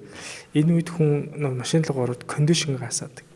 Тэгэхээр хүн нөгөө нэг одоо судасчин халуун үед мэдээж маш өндөр тэлэлт явагдсан байгаа үед хүн хүүтэн кондишн байхаар тэндээсээ кондишны ажилттай болчлаа гэдээ бас хүн яриад байдаг л та. Тэгэхээр энэ одоо судсыг маш одоо хурдан одоо тэлэлт явагдаад машиндаа суухад одоо хүүтэн агаараар амьсгалаад ингэ яваад шүү дээ. Энэ үед одоо тэр кондишны ямар нэгэн харшилч юм хүнд үүсгэхэд ер нь хүн яах ёстой юм бол тэр кондишны харшил гэдэг нь халуун толгой орнуудад тохиолддог асуудал та. Тэр нөгөө гэрийн тоосонд нь харшил төрүүлэгч нь байж идэг. Тэгээд сорох явцдаа тэр фильтрүүд дээр нь байж байгаа ингээд цацагдаа тэгээд тасалгаандах харшил үүсгэгчийн хэмжээ нэмэхээр тэгэхээр нөгөө шинж тэмдэг хөдөлдөг. Монгол орны нөхцөл бий болохоор өвчтнүүдтэй юу зөвлөдөг гэхээр хөдөө гадаа мэдээж явна. Тэ ингээ явахдаа машиныхаа салууны агаар шүүгчийг соль. Тогтмол сольж. Солихдоо бүр нөгөө харшил төрүүлэгчийг шүүдэг. PM2.5-ыг бүр тийм нарийн ширхтээ тоосыг бүртээ шүүх боломжтой тийм фильтрүүд байна шүү дээ. Тэрийг шинээр сольж хийгээд тэгээ ялангуяа тийм ургамлын тоос ихтэй одоо ингээл баруун тишaaгараа явахлаар чинь тариалан эрхэлж байгаа орхицсан талбаанууд тэр чигээрээ шарилж байж байдаг шүү дээ. Тэрний хажуугаар ингээд давхаа явахдаа машиныхаа агаарын юг дотор агаарын сэлгэлтийнхаа горим дээрээ шилжүүлээд тэгээд ингээ явах юм бол нөгөө кабин дотор тасалгаан дотор нь харшил үүсгэгчийн тоо хэмжээ бол хамаагүй бага л шүү дээ. Бусад үед нь явах үед нөгөө гаднаас агаар нэвтрэх горим дээрээ тавих юм бол нөгөө салууны агаар шүүгчийн шин тэгээд тоос багтай байвал ишүүс айл шүүн гэсэн үг тийм.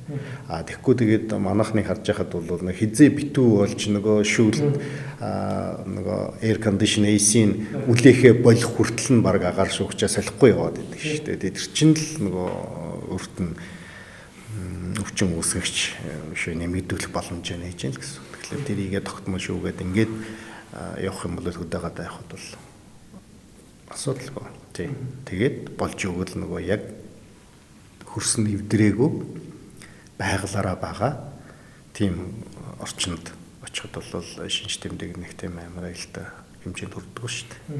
За тэгээ өнөөдрийн бидний сэдэв бол хашил гэдэг сэдвээр яриад ерөнхийдөө бол өндөрлөж байна. Тэгээд мэдээж эрүүл мэндийн боловсролыг олгох тэр дундаа яг салбар дундаа одоо илүү их энэ сэдвийг хамгийн сайн ярьж чадах докторуудыг өргөж энэ одоо ажлуудыг хийхэд бол мэдээж тодорхой хэмжээний ивент тэтгэгч бол заавал шаардлагатай байдаг. За өнөөдөр ивент тэтгэгчээр бол Topic Cream хамтарч ажиллаж байгаа. Тэр Topic Cream-ийн хувьд бол за яг одоо яг өнөөдрийн зочин эмчт маань одоо бэлгэлэхээр одоо өгсөн бэлгийн хувьд бол яг нэг арсны харслыг бид бас тодорхой хэмжээний өнөөдөр яриад өнгөрсөн.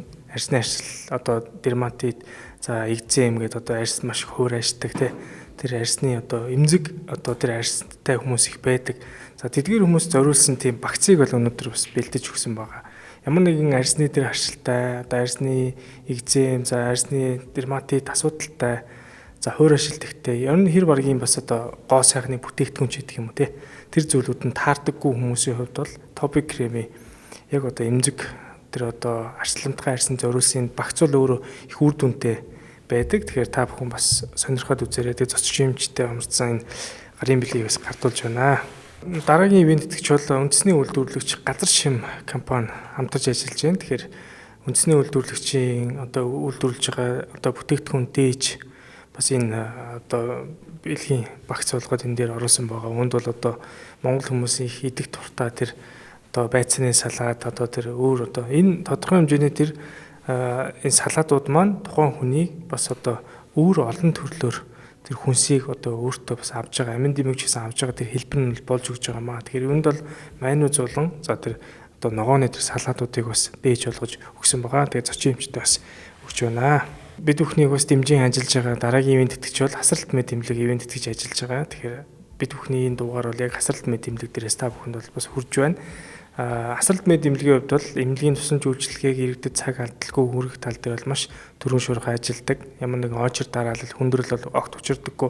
За ялангуяа бас эрт илрүүлэгт хамрагдж байгаа хүмүүс байвал хасралт мэд эмнэлэг дээр ямар нэгэн очир дараалал байхгүй та эрүүл мэндийн даатгалыг цаг хугацаанд нь төлдөг бол ямар ч асуудалгүйгээр одоо маш өндөр одоо баг хамт олон болон техник технологи өвч гэсэн сүүлийн төвшилт технологиудыг бас суйрлуулж эмчилгээ үйлчилгээг та бүхэнд хүргэж байгаа юм байлээ. Тэгээд ямар ч зэн өнөөдөр энэ хашил гэдэг сэдвийг одоо хүмүүст маш их хүргэх одоо үүднээс маш одоо олон ажилтай зочин маань одоо бид нэр цаг заваа зарцуулаад ингээд хүрэлцэн ирсэн явдалд бол миний болон одоо үзэж байгаа үзэгчдийн хүмүүс бол танд ямар ч сан талархлаа илэрхийлье. Таны цаашдын бас ажил хөдөлмөрт өндөр амжилт хүсье.